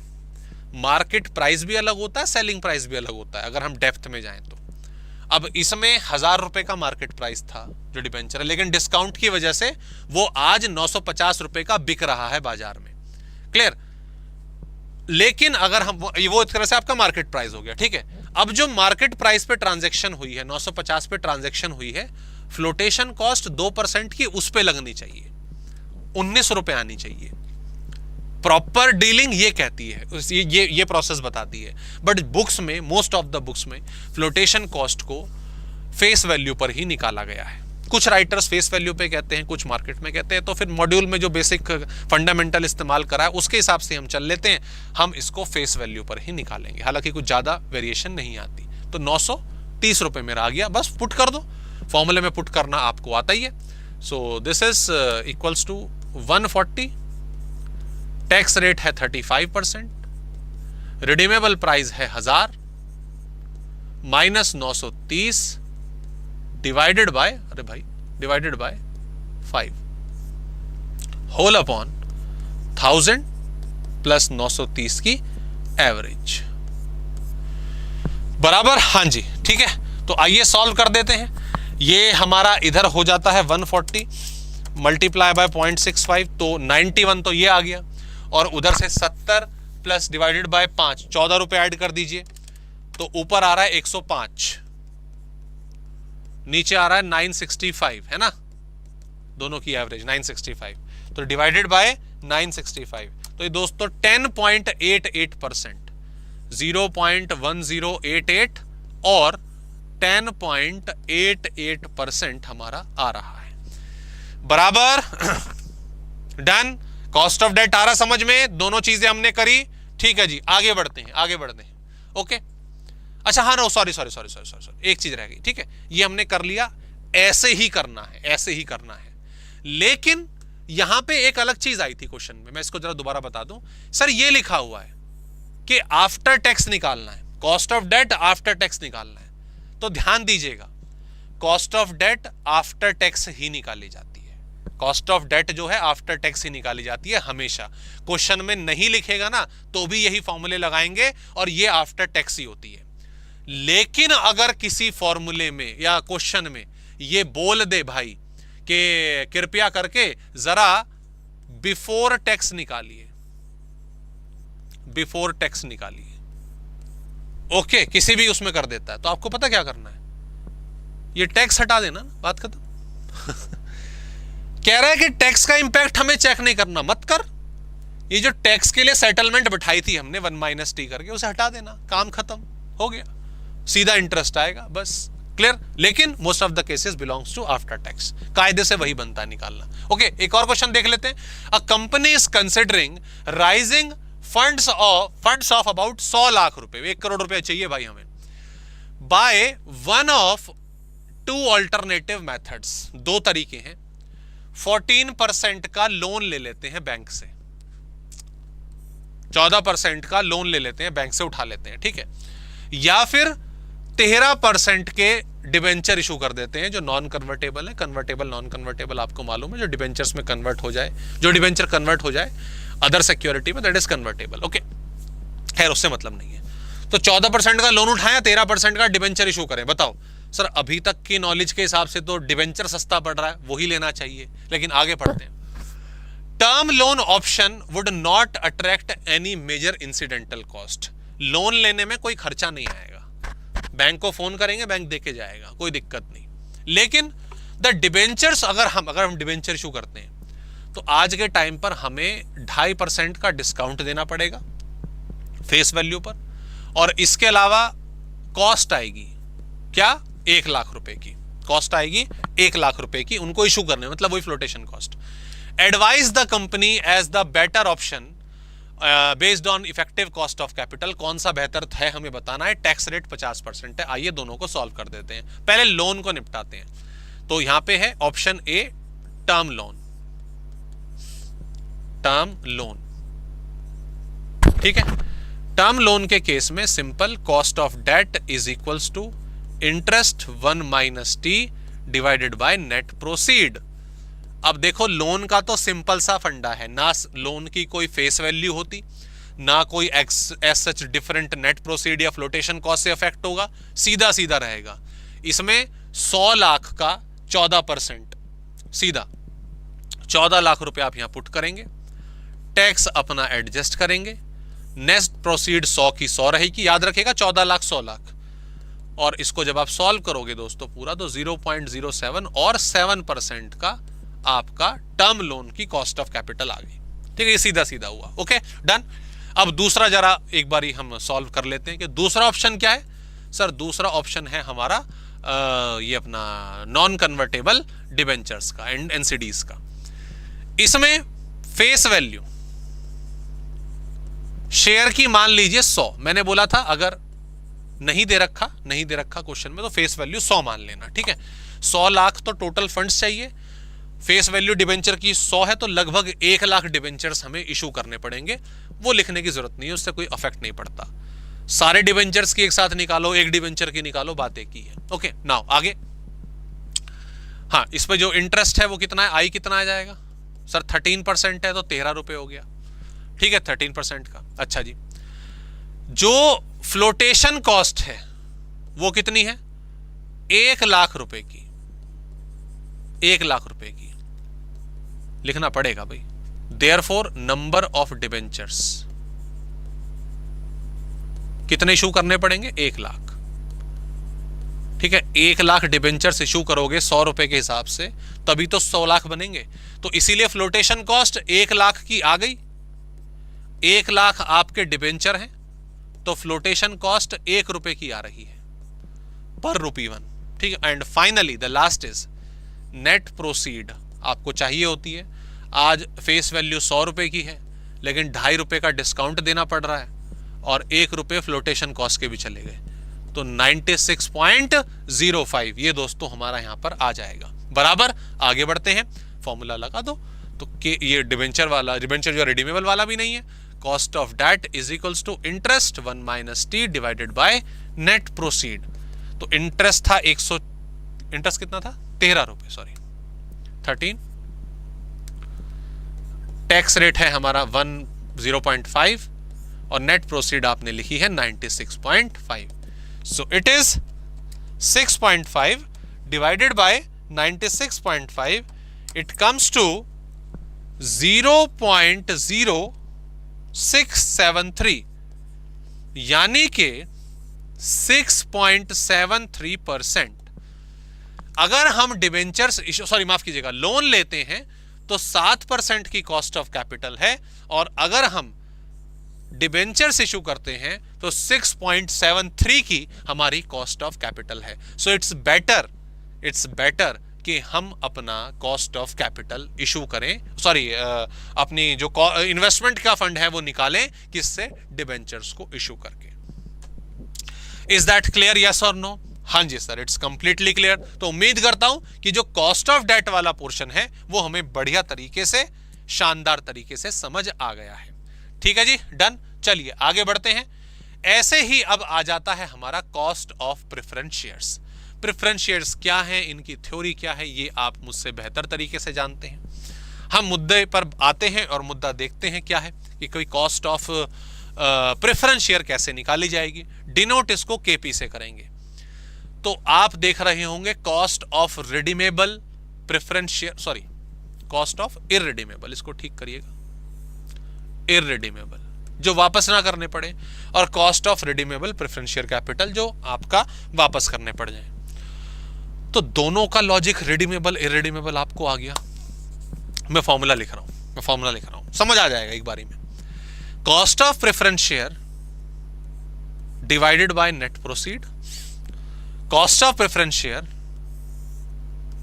RP minus NP divided by N, नीचे दोनों की एवरेज।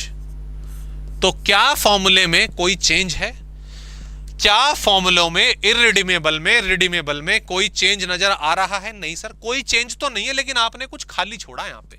ये इंटरेस्ट विंटरेस्ट तो लिखो, ये इंटरेस्ट 1 माइनस टी लिखते थे, यहां पे इंटरेस्ट 1 माइनस टी, वो आपने नहीं लिखे। और सर हमें पता है क्यों नहीं लिखे। सर इंटरेस्ट थोड़ी ना लिखेंगे, ये तो शेयर है, ये तो हमारा प्रेफरेंस शेयर है, तो इनको तो डिविडेंड पे करा जाता है, तो इसीलिए आपने खाली छोड़ा है कि वहां पे इंटरेस्ट लिखते थे तो यहां डिविडेंड लिखोगे। तो बात आप सही कह रहे हो, यहां पे डी लिख दिया जाएगा, दैट्स इट, जो डिविडेंड पे होगा। क्लियर? सर टैक्स वाला वो आई माइनस टी, वो नहीं लिखना है, वो नहीं लिखना है। वो इसलिए नहीं लिखना है दोस्तों क्योंकि डिविडेंड जो है वो तो टैक्स पे करने के बाद पे करे जाते हैं। जो डिविडेंड है, अगर कायदे से देखें, अगर ऊपर इंटरेस्ट आप प्रॉफिट एंड लॉस अकाउंट में दिखाते हो तो वो हमारे प्रॉफिट्स को कम करते हैं। प्रॉफिट्स को कम करेंगे, टैक्स कम देना पड़ेगा। सो इंटरेस्ट क्या था? टैक्स सेविंग टूल था, टैक्स सेविंग मशीन थी। लेकिन जो डिविडेंड है, चाहे वो इक्विटी का हो चाहे हमारे प्रेफरेंस शेयर का हो, डिविडेंड आप जानते हैं अकाउंट्स की भाषा कि सर ये टैक्स जब पे हो जाता है ना, उसके बाद जो बचता है फिर वो प्रेफरेंस शेयर होल्डर्स को और इक्विटी शेयर होल्डर्स को बांटा जाता है। सो it is already after tax. तो यहां पे हमें टैक्स एडजस्ट करने की जरूरत बिल्कुल भी नहीं पड़ेगी। बस दैट्स इट, खत्म। ये फॉर्मूला हो गया हमारा। आगे क्वेश्चन करते हैं। क्वेश्चन बिल्कुल इसी प्रकार से अगर हम देखें, पाठक लिमिटेड जी हैं, 30,000 रुपए का, हम 30,000 उन्होंने 15% के जो शेयर्स हैं वो इशू करे हुए हैं। 30,000 नंबर ऑफ शेयर्स है, 15% का रेट है, 100 रुपए का अपना फेस वैल्यू है। The cost of issue is 30,000। तो अगर कॉस्ट ऑफ इशू 30,000 है तो वेरी सिंपल, फ्लोटेशन कॉस्ट निकल जाएगी। 30,000 आपके रुपए खर्च हुए और 30,000 ही शेयर्स हैं, 1 रुपए फ्लोटेशन कॉस्ट आ गई। तो बताओ, अगर आज आप शेयर्स इशू करते हो 100 का 100, 100 का 110 में और 100 का 90 में, तो जरा मुझे फटाफट से cost of debt, cost of preference share capital KP निकाल के बताइए। अरे सर अब तो लड्डू है। KP is equals to dividend upon net proceed, पहले वाले केस में, दूसरे वाले केस में, तीसरे वाले केस में, तीनों में फटाफट निकाल देंगे। जो भी हो sir, dividend in every case will remain 15, क्योंकि डिविडेंड फेस वैल्यू पे मिलता है। सबसे पहले वाले केस में 100 रुपए का था, 100 में इशू करा, लेकिन 1 रुपए फ्लोटेशन कॉस्ट। अगले वाले केस में 110 था और 1 रुपए का फ्लोटेशन कॉस्ट। और लास्ट वाले केस में 90 रुपए का था और 1 रुपए फ्लोटेशन कॉस्ट। काम खत्म सर, हो गया, डन। को सॉल्व कर लेना, अब कैलकुलेटर आपको चलाना आता है। ठीक है, अगले वाला केस अगर हम देखें, हिमांक लिमिटेड जी हैं, वही सेम 30,000 शेयर्स हैं, 15% का है और 100 रुपए का एक है। Redeemable eight 15% premium after 20 years. ठीक है भैया, 20 साल बाद रिडीम कर देना। मैनेजमेंट के जो एक्सपेंसेस हैं इशू में 30,000 रुपए के आए। दोबारा से इस क्वेश्चन में भी फ्लोटेशन कॉस्ट आपकी 1 रुपए है। तो कुल मिला के क्वेश्चन बिल्कुल सेम है पिछले वाला, बस फर्क क्या था, वो आपका इरिडीमेबल था, ये रिडीमेबल बना दिया। 100 का 100 में इशू हुआ, 100 का 110 में इशू हुआ, 100 का 90 में इशू हुआ। रिडीम कितने में करना है? 10% प्रीमियम, तो रिडीम 110 में होगा। आओ कर देते हैं sir, it's very simple. Cost of debt is equals to dividend, redeemable price minus net proceed divided by an number of years and whole upon RP minus NP, sorry plus NP का average. So it is in the first case 3 case बन जाएंगे। Dividend तो sir 15 रुपए ही रहना है, 15 plus redeemable price 110 divided by 20 whole upon 110 plus ये आ गया। तो पहले वाले केस में सर 100 का 100 ही था, 100 का 100 ही था, 1 रुपए फ्लोटेशन कॉस्ट आ गई। तो in the first case 99। Okay, आगे बढ़ते हैं। यहां पर same 15 plus 110 minus 20 and whole upon 110 plus net proceed divided by 2। दूसरे वाले केस में 110 का था क्योंकि प्रीमियम में इशू करा, 1 रुपया फ्लोटेशन कॉस्ट के माइनस कर दिए, तो in that case it is 109, it is 109। और ऑब्वियसली जो तीसरा केस होगा उसमें आप 89 के हिसाब से सॉल्व कर देंगे, बाकी टर्म्स हमारी सेम रहेंगी। बाकी आप कैलकुलेटर चला लेना और हो गया। तो जब हमें डिबेंचर जो है वो आसानी से समझ आ जाता है तो डेफिनेटली प्रेफरेंस शेयर में बिल्कुल भी समय नहीं लगता। तो इसका एक क्वेश्चन और मैंने डाला हुआ है, इसको अपने हिसाब से कंप्लीट कर लीजिएगा, आसानी से कंप्लीट कर लीजिएगा। हम आगे बढ़ते हैं and now we are moving towards our main topic. अरे भैया, that is equity, cost of equity share capital. Cost of equity share capital की जब हम बात कर रहे हैं या कॉस्ट ऑफ इक्विटी की जब हम बात कर रहे हैं तो इसका जो फंडा है वो बिल्कुल सीधा सीधा है कि भैया जिस तरीके से आपने डेट्स के लिए, प्रेफरेंस शेयर कैपिटल के लिए एक एस्टिमेटेड रिटर्न की एक्सपेक्टेशन करी है, कैलकुलेशन करनी है, वैसे इक्विटी के लिए भी करनी है। ओके, अब यहाँ पे कुछ 2-3 चीजें इक्विटी पर जाने से पहले हमें मालूम हो जानी चाहिए। वो ये देखो, डेट जब हम मान लो डिबेंचर की हम बात कर रहे हैं तो हम क्या लिखते हैं डिबेंचर में? हम क्या लिखते हैं कि भाई it is like 9% debenture, right? इस तरह से लिखा रहता है, 9%, 10%, 11%, कुछ भी हो सकता है। सेम ऐसे ही प्रेफरेंस शेयर कैपिटल में लिखा रहता है कि भैया मान लीजिए 12% प्रेफरेंस शेयर कैपिटल है कि इनको 12% के रेट से जो डिविडेंड है वो मिलेगा ही मिलेगा।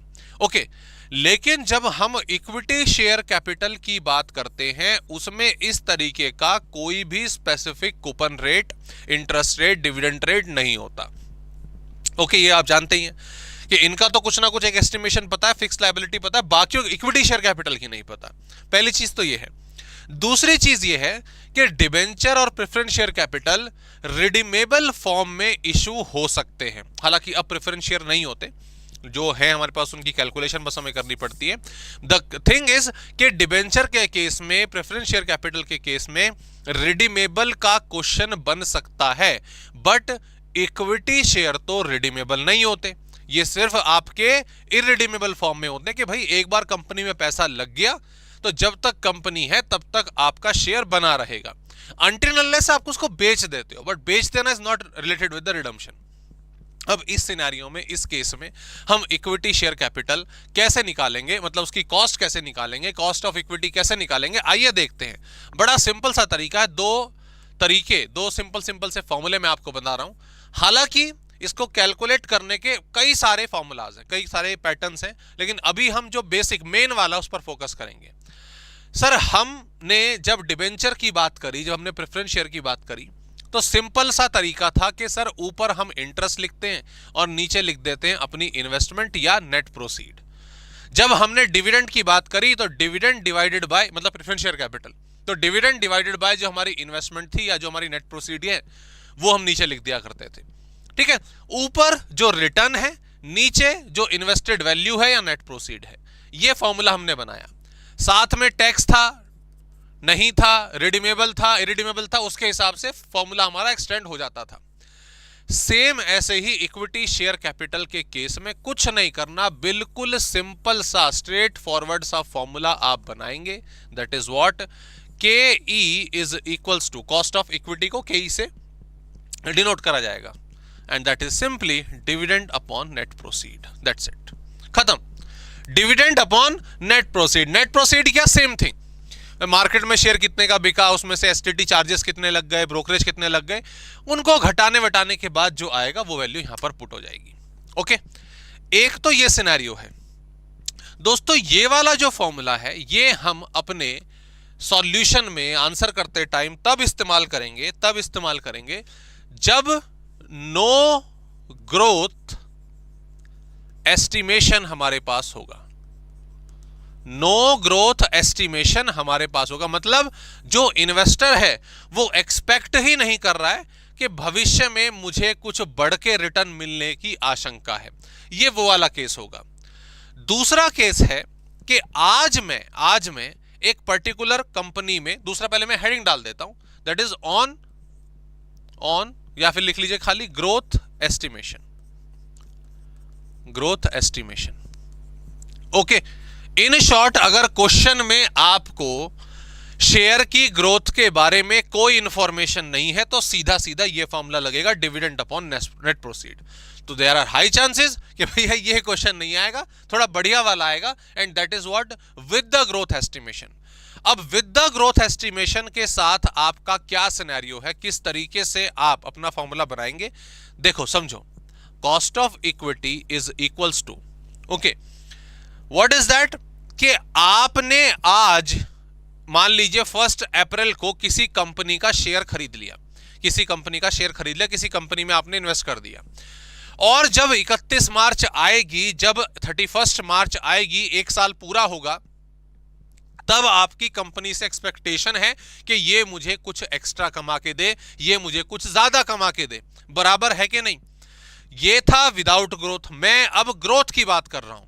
तो इसका फॉर्मूला क्या बनेगा, आने वाला डिविडेंड जो 1 साल बाद मुझे मिलने की संभावना है, क्योंकि मैंने पैसा आज लगाया, जब ग्रोथ नहीं थी तो जो डिविडेंड आज के हिसाब से मिलता होगा वही 1 साल बाद मिलेगा, वही 2 साल बाद मिलेगा, ठीक है। लेकिन जब मैं आज पैसा लगा रहा हूं कंपनी में, मेरी एक्सपेक्टेशन 1 साल बाद की है कि आने वाला डिविडेंड मेरा क्या होगा, divided by net proceed, that's the difference, dividend, आने वाला डिविडेंड। और इसमें आप जो आपका स्पेसिफिक ग्रोथ रेट है वो ऐड ऑन कर देंगे, ठीक है। जो एक क्वेश्चन में गिवन रहेगा कि हम कंपनी जो है ओवर द ईयर ये ग्रोथ एक्सपेक्ट कर रही है, तो वो ग्रोथ रेट इसमें ऐड हो जाता है। ओके, तो इसको क्या लिखेंगे, इसको तो दोस्तों मैंने डी अपॉन एनपी लिख दिया, इसको थोड़ा क्लैरिटी के साथ D1 लिखा जाता है, NP plus G. Okay, what is D1 is 1 साल बाद जो मुझे डिविडेंड मिलेगा। ये क्वेश्चन में गिवन होगा। सर अगर मान लीजिए नहीं गिवन है, अगर आपको आज का डिविडेंड गिवन है क्वेश्चन में, आपको तो 1 साल बाद का चाहिए, फॉर्मूले में D1 चाहिए, लेकिन अगर नहीं दे रखा D1 तो D0 दे रखा होगा, उससे आप D1 निकाल देंगे, बड़ा simple, it is D0 1 plus G, growth rate divided by NP plus G. भाई जो आज का है उसमें ग्रोथ के साथ 1 साल बाद कितनी आशंका बढ़ने की वो ऐड ऑन कर देंगे। सो बेसिकली अगर हम ध्यान दें, एक तो ये वाला फॉर्मूला आपका इस्तेमाल होगा और एक ये वाला फॉर्मूला आपका इस्तेमाल होगा। ज्यादातर चांसेस इसके इस्तेमाल होने के हैं, और क्वेश्चन को पढ़कर हमें अंदाजा लगाना है कि किस तरीके से हमें कॉस्ट ऑफ इक्विटी निकालनी होगी। ओके जी, ये पहली चीज होगी। दूसरी चीज यहां पर जो क्या निकल कर आती है, जो हमारी कॉस्ट ऑफ इक्विटी है वो कई फॉर्मूले के हिसाब से, अलग अलग थिंकर्स के हिसाब से कैलकुलेट करी जाती है। अभी मैंने जो आपको ये फॉर्मूला बताया, ठीक है, कि मैंने आपको बता दिया कि एक तो फॉर्मूला कॉस्ट ऑफ इक्विटी का सिंपल D अपॉन एनपी है, ठीक है, और दूसरा मैंने बताया D1 divided by NP plus G है। अगर D1 नहीं दे रखा तो D0 से वो निकल जाएगा। ये वाली कौन सी अप्रोच है, ये डिविडेंड अप्रोच है। ये क्या है, डिविडेंड अप्रोच है। ओके, ये कौन सी थी, विदाउट ग्रोथ, और ये कौन सी थी, सॉरी विदाउट ग्रोथ, और ये कौन सी थी सर, विद ग्रोथ। लेकिन कई थिंकर्स, कई फाइनेंस थिंकर कहते हैं कि डिविडेंड की बजाय आप अर्निंग अप्रोच शुरू करो, अर्निंग अप्रोच जो है वो लगाइए। तो उसमें कुछ नहीं है, बिल्कुल सिंपल है। Cost of equity is equals to, ऊपर अर्निंग आ जाएगी। Earning is what, yes, earning per share. जैसे आप यहां पे डिविडेंड पर शेयर ले रहे हो, ऐसे अर्निंग पर शेयर आ जाएगा। तो earning per share divided by NP, और ऐसे ही इधर दूसरा क्या बन जाएगा, E1 divided by NP plus G. हम देखेंगे क्वेश्चन में क्या दे रखा है और किस तरीके से क्वेश्चन सॉल्व हो सकता है, लेकिन फर्स्ट प्रेफरेंस आपको डिविडेंड को देनी है अगर कुछ नहीं बताएगा तो। इसके अलावा CAPM मॉडल से भी हम कॉस्ट ऑफ इक्विटी निकाल सकते हैं। CAPM मॉडल ऑलरेडी हमने अपना कॉस्ट ऑफ, नहीं सॉरी माफ कीजिएगा, रिटर्न, रिस्क एंड रिटर्न वाले चैप्टर में रिस्क में पढ़ा था।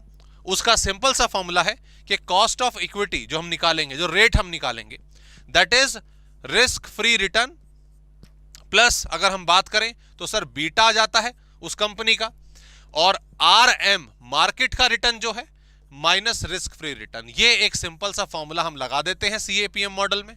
तो जो भी डिटेल्स हमारे पास होगी, अगर आपने CAPM मॉडल नहीं देखा है तो आप इससे पहले जो हमारी क्लास वाइंड अप हुई है रिटर्न वाली, उसमें जाके देख सकते हैं, और उसमें मैंने पूरा का पूरा रिटर्न वाला, रिस्क वाला जो प्रोसेस है वो बताया है। तो कहने का मतलब क्वेश्चन में जो इंफॉर्मेशन होगी उसके हिसाब से हम लगा सकते हैं। मैं उम्मीद करता हूं कि आपको ये दोनों फॉर्मूले क्लियर हुए, इसी से अर्निंग का बन जाता है, एंड दैट्स इट। दूसरा आपका यहां पे CAPM मॉडल भी आपसे पूछ सकता है, बराबर। तो चलिए आइए इसका क्वेश्चन करते हैं और फिर आगे बढ़ा जाए। तो यहां पर computation of cost of equity, question number 1 हमारे सामने आ गया। इसको ऊपर ले जाते हैं यहां पे, चलिए ध्यान देंगे। ABC companies equity share is quoted in the market at ₹25 पर शेयर करंटली। अभी 25 रुपए का शेयर चल रहा है, फेस वैल्यू क्या है वो अभी तक नहीं बताई है। The company page a dividend of ₹2 पर शेयर। देखिए ध्यान दीजिए, company page a dividend of ₹2 पर शेयर। कंपनी पेज लिखा हुआ है, कंपनी पेड लिखा हुआ है, कंपनी जस्ट पेड लिखा हुआ है। तो ये वाला डिविडेंड जो हमें यहां पे दे रखा है ये हो जाएगा D0। ये क्या हो जाएगा, D0। Company is about to pay, company is expected to pay, at the end of the year company will pay. इस तरीके से अगर लैंग्वेज लिखी होगी तो ऑब्वियसली वो D1 की लिखी होगी जो फ्यूचर डिविडेंड है। तो ये चीज पढ़ के क्वेश्चन में आपको एस्टिमेट लगाना पड़ेगा कि D0 गिवन है या D1 गिवन है, क्योंकि उसी के आधार पर फॉर्मूला लगेगा। ओके, आगे बढ़ते हैं। And the investors are expected a growth rate of 6% per annum. Sir question में मुझे जो ग्रोथ रेट है वो साफ साफ दे दिया गया है 6% का, तो साफ साफ पता चल गया कि सर इस वाले केस में मुझे ग्रोथ वाला फॉर्मूला लगाना पड़ेगा। You are required to calculate company's cost of equity capital. आगे कुछ और भी दे रखा है, वो चीजें बाद में चेंज करेंगे, अभी आगे बढ़ते हैं।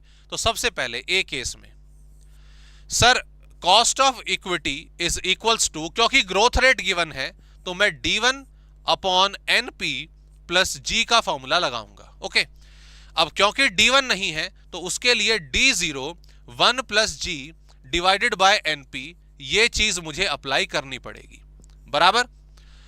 सो KE equals to D0, sir 2 रुपए गिवन है, 1 प्लस G की अगर मैं बात करता हूं तो 0.06 whole upon net proceed. Market में शेयर कितने का बिक रहा है, 25 रुपए का बिक रहा है, और इसमें कुछ खर्चा नहीं बता रखा अभी तक, फ्लोटेशन कॉस्ट का, आपका कमीशन का, एसटीटी का, कुछ ब्रोकरेज का कोई खर्चा नहीं बताया, तो यही नेट प्रोसीड हो जाएगा। Plus G, growth rate is 6%, 0.06। तो इसको जब आप यहां पे सॉल्व कर देंगे, तो ये आइए इसको सॉल्व करा जाए, तो इट इज 2 इंटू 1.06, ये 2.12 आ जाएगा, 2.12 डिवाइडेड बाय 25, तो ये दोस्तों मेरा आ रहा है 0.0848, और इसमें इसको ऐड कर दिया जाएगा एंड इट इज 0.1448 और 14.48%। ये आपने कॉस्ट ऑफ इक्विटी डिटरमाइन कर दी। क्लियर, समझ आ गया? कोई डाउट इसमें? डन, आगे बढ़ते हैं। अब अगला क्वेश्चन, आई होप इसमें आप लोगों को कोई प्रॉब्लम नहीं होनी चाहिए। ठीक है, अगला क्वेश्चन जो इसी के आधार पर है, जरा ध्यान दीजिएगा, बड़ा अच्छा क्वेश्चन है ये। क्वेश्चन जब एग्जाम में अगर आ जाता है, ये डिविडेंड में भी पूछ लेते हैं, ये वाला सेम कंसेप्ट डिविडेंड वाले जो मॉड्यूल 7 है हमारा, उसमें भी कनेक्ट करके पूछ लेते हैं। बड़ा सिंपल होता है, लेकिन हम सॉल्व कैसे करें? ठीक है, if the anticipated growth rate is 8% per annum, वो कह रहे हैं कि ग्रोथ रेट अगर हम 6% की बजाय 8% ले लेते हैं, 8% ले लेते हैं, in that case calculate inducted market price पर शेयर। सर हमें शेयर का प्राइस 25 रुपीज तो ऑलरेडी दे रखा था। ठीक है, ऑलरेडी दे रखा, तो ये इंडक्टेड मार्केट प्राइस या फिर मार्केट प्राइस हमसे दोबारा से क्यों पूछा गया है, इसका क्या वजूद है? तो देखो, ये क्वेश्चन 1 बाय 1 हर स्टेप में एक दूसरे से कनेक्टेड है। Okay, in the very first case आप ऑलरेडी कितना था, KE इक्वल्स टू 14.48%, ये चीज कैलकुलेट कर चुके हो, इसे कैलकुलेट करने के लिए आपने क्या फॉर्मूला लगाया था? KE is equals to D1 upon आपका नेट प्रोसीड, जो कि मार्केट प्राइस था हमारा G, ये लगाया था। वो कह रहा है कि अगर मैं आपका ग्रोथ रेट, ये जो है ग्रोथ रेट, इसको मैं 8% मान लूं, तो मार्केट प्राइस में क्या चेंज आएगा, मतलब इसमें क्या चेंज आएगा। तो कैसे सॉल्व होगा? The thing is very simple. इसमें कई बार अननेसेसरीली हम अटक जाते हैं। इसमें जो KE है वो यही पुट होगा, 0.1448। हम कंफ्यूज हो जाते हैं कि ये क्वेश्चन बिल्कुल नए सिरे से हमको इस्तेमाल करना है, but you already know the cost of equity of the share of the company. तो KE यही पुट होगा जो आपने ए में निकाला है। D1 इज इक्वल्स टू हमारा D0 वाला लगाना पड़ेगा, 1 प्लस G। ग्रोथ रेट इस बार कितना है हमारा, कहां गया, 8%, 0.08 डिवाइडेड बाय नेट प्रोसीड या मार्केट प्राइस, दोनों में से कुछ भी लिख लीजिए, क्योंकि ब्रोकरेज वगैरह तो कुछ है नहीं। ये सब वैल्यूज पुट कर दी। आइए इसको सॉल्व करें। इस 8% को इधर लाके माइनस कर दीजिए, ये 2 हो गया। 2 multiply by 1.08 divided by market price.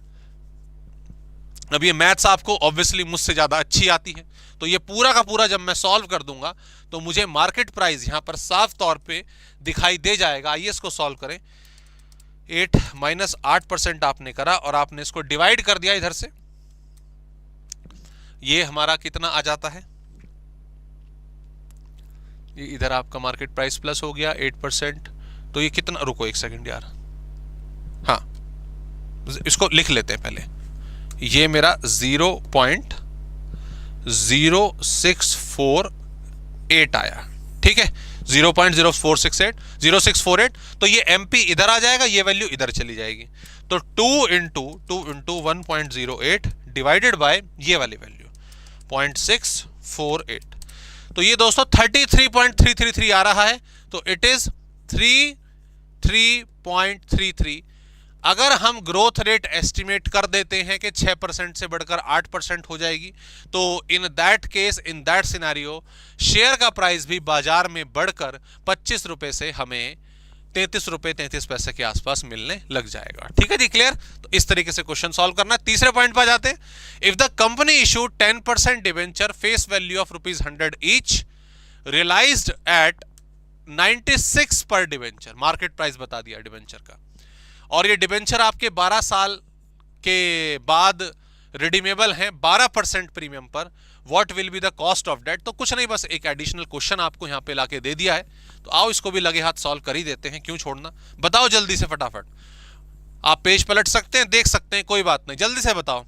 Sir, cost of debt का formula in case of redeemable debenture is interest 1 minus T plus RP minus NP divided by N, ये ब्रैकेट आ गया, whole upon RP plus NP divided by 2, इसकी आप average ले लेते हैं, बराबर। Cost of debt is equals to, आइए वैल्यूज पुट करें सर वन बाय वन। कहां गया, हाँ सर 10% का डिबेंचर है, 100 रुपए फेस वैल्यू है, तो इंटरेस्ट मेरा 10 रुपए बना और tax rate 1 minus 0.5 tax rate आ गया, plus redeemable price, redemption 12% premium पंप बोला है, फेस वैल्यू 100 है, 12% का प्रीमियम यानी कि 12 रुपए और, तो 112 माइनस 96, बाजार में 96 का बिक रहा है 12 साल बाद, डिवाइडेड बाय इनकी सर एवरेज ली जाएगी। ओके जी, हाँ जी सर। तो आइए इसको सॉल्व करा जाए। तो ये वैल्यू, ये तो 5 हो जाएगा, उसको करते हैं, ये कितना हो जाएगा उधर, ये हो रहा है 16 डिवाइडेड बाय 12 और प्लस कर देंगे उसमें हम आपका 5 और इसको डिवाइड कर देंगे हम, एवरेज कितनी आएगी, 106 आएगी ना, 106 नहीं, 106 नहीं, 108 104 आएगी, माफ कीजिएगा 104। तो 0 पॉइंट में फाइनल लिख देता हूं, 0.0608 ना, 08, यस। तो kind of it is 6.08%, so that's our answer. ये कॉस्ट ऑफ डेट भी हमने निकाल लिया। ओके जी, चलिए आगे बढ़ते हैं दोस्तों। अब देखिए जरा, ये अगला क्वेश्चन में ना मैंने सॉल्यूशन भी आप लोगों के साथ डाला है, इसमें अलग अलग डिफरेंट फॉर्मूले जो है पूरे के पूरे दे रखे, तो मैं इसको डिस्कस करवा देता हूं आपको, ठीक है, पूरा का पूरा। ओके, डिस्कस कर सकते हैं। हालांकि एग्जाम में जो मेन सिनेरियो है वो डिविडेंड वाले फॉर्मूले का ही है, बट हम सारा सीख लेते हैं, क्या बुराई है ना। अभी तक अगर समझ आ गया आपको आसानी से तो डेफिनेटली इसमें दिक्कत नहीं होगी। अब ध्यान देना जरा, optimistic limited has EPS of 9 rupees per share, EPS 9 रुपए का है पर शेयर, बराबर। It's dividend pay out ratio is 40%, dividend pay out ratio 40% है। What is dividend pay out ratio, अभी ये डिटेल में हम डिविडेंड वाले चैप्टर में भी पढ़ेंगे। आपने मान लीजिए आप एक कंपनी हो और आपने 50 रुपए कमाए एक शेयर पे, तो that is earning per share. आपने बोला जी हम सारा नहीं बांटेंगे, 50 में से कुछ कंपनी रिटेन करेगी, कुछ बांटेगी। तो कंपनी ने बोला कितने बांट दे, 20 रुपए बांट दो और 30 रुपए कंपनी के रिटेन अर्निंग में डाल दो। तो 50 में से आपने 20 रुपए बांट दिए, तो 20 डिवाइडेड बाय 50 हमारा कितना आ गया सर, 40% आ गया। तो 40% is dividend pay out ratio. जितना कमाया है उसमें से जो परसेंटेज बांट दोगे that is dividend pay out ratio. तो यहां से क्लियरली पता चल गया, कि जो डी है, जो डिविडेंड है वो 9 का 40% है, तो वो अगर आप निकालोगे तो 3.6 ये हमारा आ गया, ये डिविडेंड आ गया। अभी तक की इंफॉर्मेशन के हिसाब से अर्निंग तो गिवन ही थी। It's earning and dividend are expected to grow 5%, ये भी बहुत बढ़िया दे दिया हमें।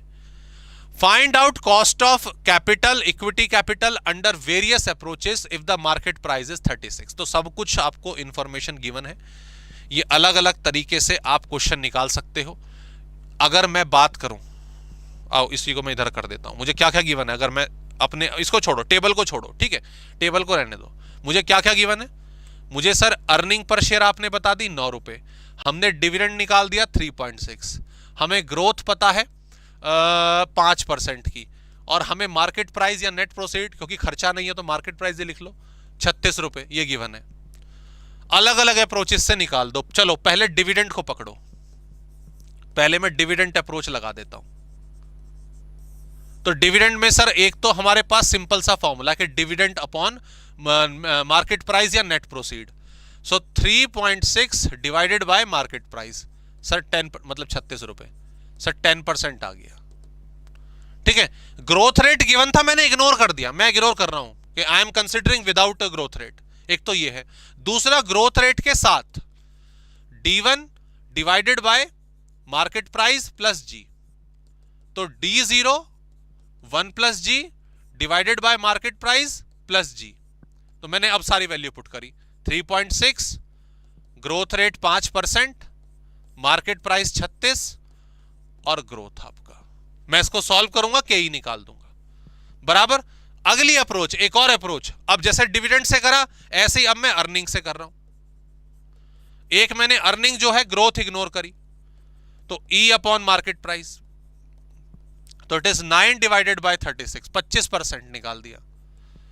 दूसरे में मैं ग्रोथ को कंसिडर करूंगा, so K E is equals to E1 upon NP. तो उसके लिए क्या करना पड़ेगा, E0 1 plus G divided by MP या एनपी और प्लस ग्रोथ रेट जो है हमारी 0.05%, वैल्यू पुट करोगे। तो जो भी केस आपको दे रखा है, व्हाट्स द प्रायोरिटी, प्रायोरिटी क्या है? अगर आपसे बोले कि डिविडेंड अप्रोच हमें लगानी है, ओके, और ग्रोथ गिवन है, तो give priority to this formula, और कहे कि अर्निंग अप्रोच से निकालिए, अर्निंग अप्रोच से आपको निकालना है इन दैट केस, और ग्रोथ रेट गिवन है, तो इन दैट केस आप इस वाले फॉर्मूले को अपना जो बेस है बनाएंगे, इसके हिसाब से करेंगे। तो ये सारे मैंने यहां पे एक टेबल में आपको करा के दे रखे हैं प्रॉपरली। अगर आप देखो यहां पे आपका सिंपल के ई वगैरह से करा रखा है, D0 और E0 से सॉल्व करा हुआ है, DPS1 और EPS1 से कैसे सॉल्व करेंगे बता रखा है, और नीचे मैंने नोट छोड़ा है कि हमें ऑल्टरनेटिव 2 मतलब जो ग्रोथ वाले हैं उनको प्रायोरिटी देनी है जब भी इस तरीके से क्वेश्चन गिवन हो। ओके जी, ये पार्ट भी हमारा डन हुआ। चलिए, तो हमने दोस्तों अपने एक्सप्लिसिट कॉस्ट के सारे पहलू कंप्लीट कर लिए हैं। We have done cost of debt, redeemable irredeemable, cost of preference share, redeemable irredeemable, equity उसका कोई रिडीमेबल इरिडीमेबल नहीं होता, लेकिन उसका ग्रोथ और विदाउट ग्रोथ वाला कंसेप्ट हमने कर लिया है। Okay, now let's move ahead. Now we are moving towards the cost of retain earning. Okay, cost of retain earning की दोस्तों जब हम बात करें, छोटा सा फाइंड अप हो जाएगा फटाफट से। मैंने आपको ऑलरेडी स्टार्टिंग में ये कंसेप्ट बता दिया कि जो कंपनी की रिटेन अर्निंग होती हैं, जो कंपनी के रिजर्व्स होते हैं, रिजर्व्स एंड सरप्लस होते हैं, वो कंपनी का वो हिस्सा है जो गुल्लक के तौर पर अपने प्रॉफिट में से जोड़ लिया गया है। ओके, ये प्रॉफिट में से जुड़ा, प्रॉफिट पर किसका अधिकार होता है? सर, प्रॉफिट पर अधिकार होता है शेयर होल्डर्स का। शेयर होल्डर्स पैसा लगाते हैं कि उन्हें कुछ रिटर्न मिले, तो उनका एक्चुअल रिटर्न क्या होता है? Earning per share. लेकिन कंपनी जो है सारा का सारा अर्निंग नहीं बांटती, उसमें से कुछ हिस्सा दे देती है, उसे डिविडेंड कहते हैं। बाकी रिटेन अर्निंग के रूप में कंपनी अपने पास रखती है फॉर फर्दर इन्वेस्टमेंट अपॉर्चुनिटीज। तो देखा जाए तो वो पैसा, वो रिजर्व का पैसा is connected with the share holders only, it's connected with the equity only. तो कायदे से कहानी कहती है कि ये दोनों सेम रहते हैं, ये दोनों सेम रहते हैं। Cost of equity is equals to KRE, बराबर। तो ज्यादातर क्वेश्चन में डायरेक्टली हम यही इस्तेमाल करेंगे, लेकिन इसके अलावा अगर क्वेश्चन में थोड़ी और बेहतर डिटेलिंग दे रखी है, तो कॉस्ट ऑफ, अगर मान लो ये 10% है तो ये भी 10% होगी, है ना, मैंने एज्यूम कर लिया। लेकिन जो कायदे से बेहतर फॉर्मूला होता है कॉस्ट ऑफ रिटेन अर्निंग का, वो ये है KRE is equals to KE 1 minus brokerage की percentage 1 minus T tax rate था, इसके नीचे मैं यहां पे P लिख देता हूं, पर्सनल टैक्स रेट। लॉजिक क्या समझिए, मैं एज्यूम कर रहा हूं, जैसे मैंने ये बोला कि ये 10% है, तो 0.1 आपने लिख दिया यहां पे, 1 माइनस ब्रोकरेज। अगर मान लीजिए यहां पर क्वेश्चन में ट्रांजैक्शन के ऊपर के कंपनी बांटती है, ट्रेडिंग करती है, तो कंपनी जो अपना कुछ ना कुछ ब्रोकरेज, कुछ मिनिमल अमाउंट जो है वो काटती है, तो मैं एज्यूम कर रहा हूं कि ट्रांजैक्शन पर 2% ब्रोकरेज लगेगी, 2% ब्रोकरेज, तो ये आ गया आपका 0.02 ब्रोकरेज गिवन है क्वेश्चन में, तो आपको पुट करना पड़ेगा, minus 1 minus personal tax rate. What is personal tax rate? अभी तक जो हम पढ़ते आए थे 50%, 35%, वो कंपनी का टैक्स रेट होता था। अब मान लो ये रिटेन अर्निंग आपने, तो अगर अकाउंट्स करो, सॉरी, टैक्स में पढ़ लिया आपने पहले, तो ये रिटेन अर्निंग है जो कंपनी के पास है।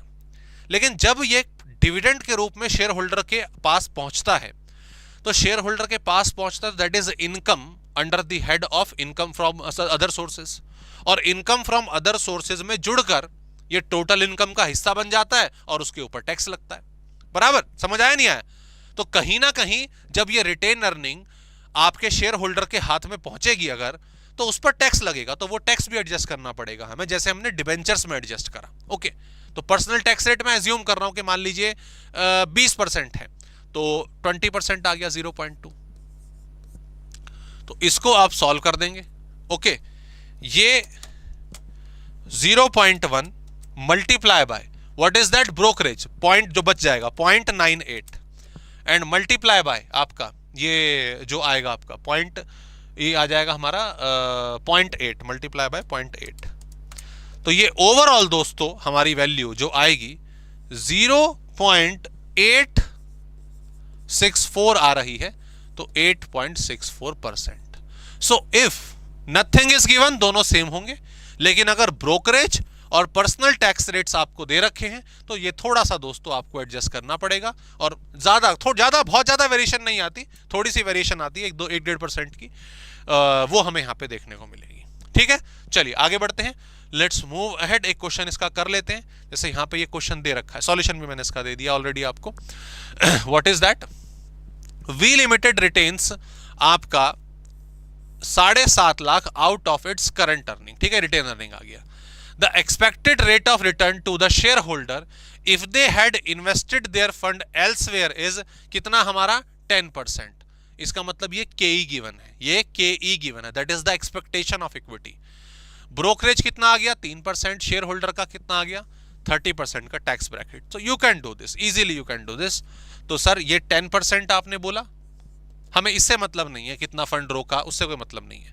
10% सर, एक तो आपने ब्रोकरेज एडजस्ट करी 3% की, और टैक्स ब्रैकेट यहां पर बढ़ा है 30%। So let's solve this.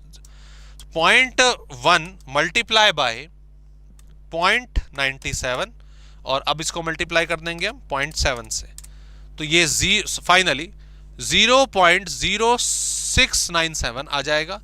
And obviously इसको हम 6.79% लिख सकते हैं।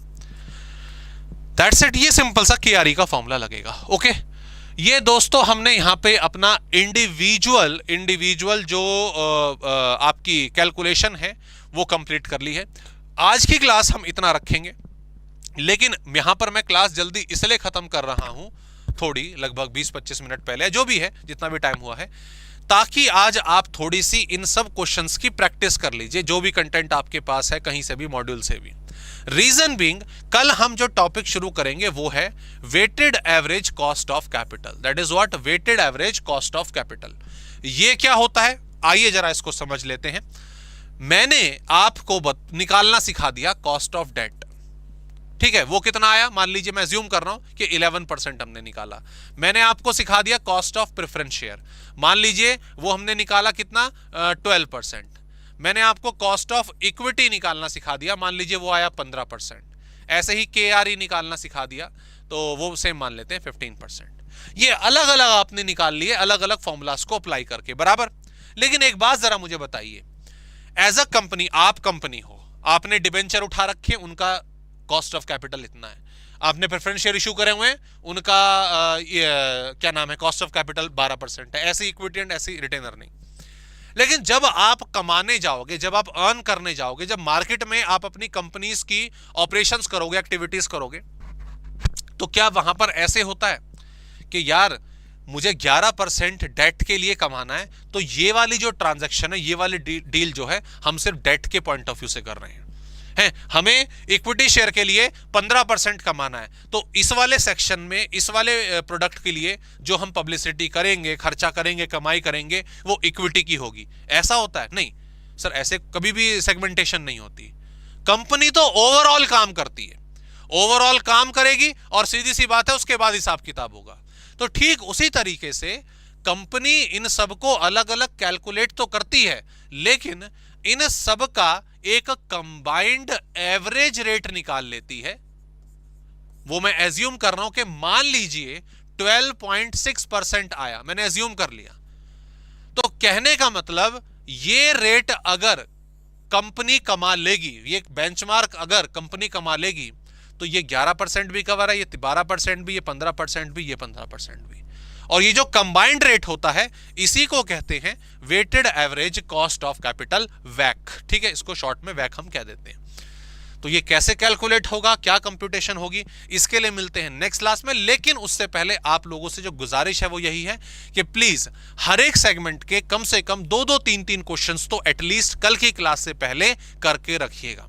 अगर ऐसा कर लिया तो ये वाला टॉपिक एक बारी में आपको समझ आ जाएगा। ठीक है, तो मिलते हैं आप लोगों से नेक्स्ट पोर्शन में। Please take care.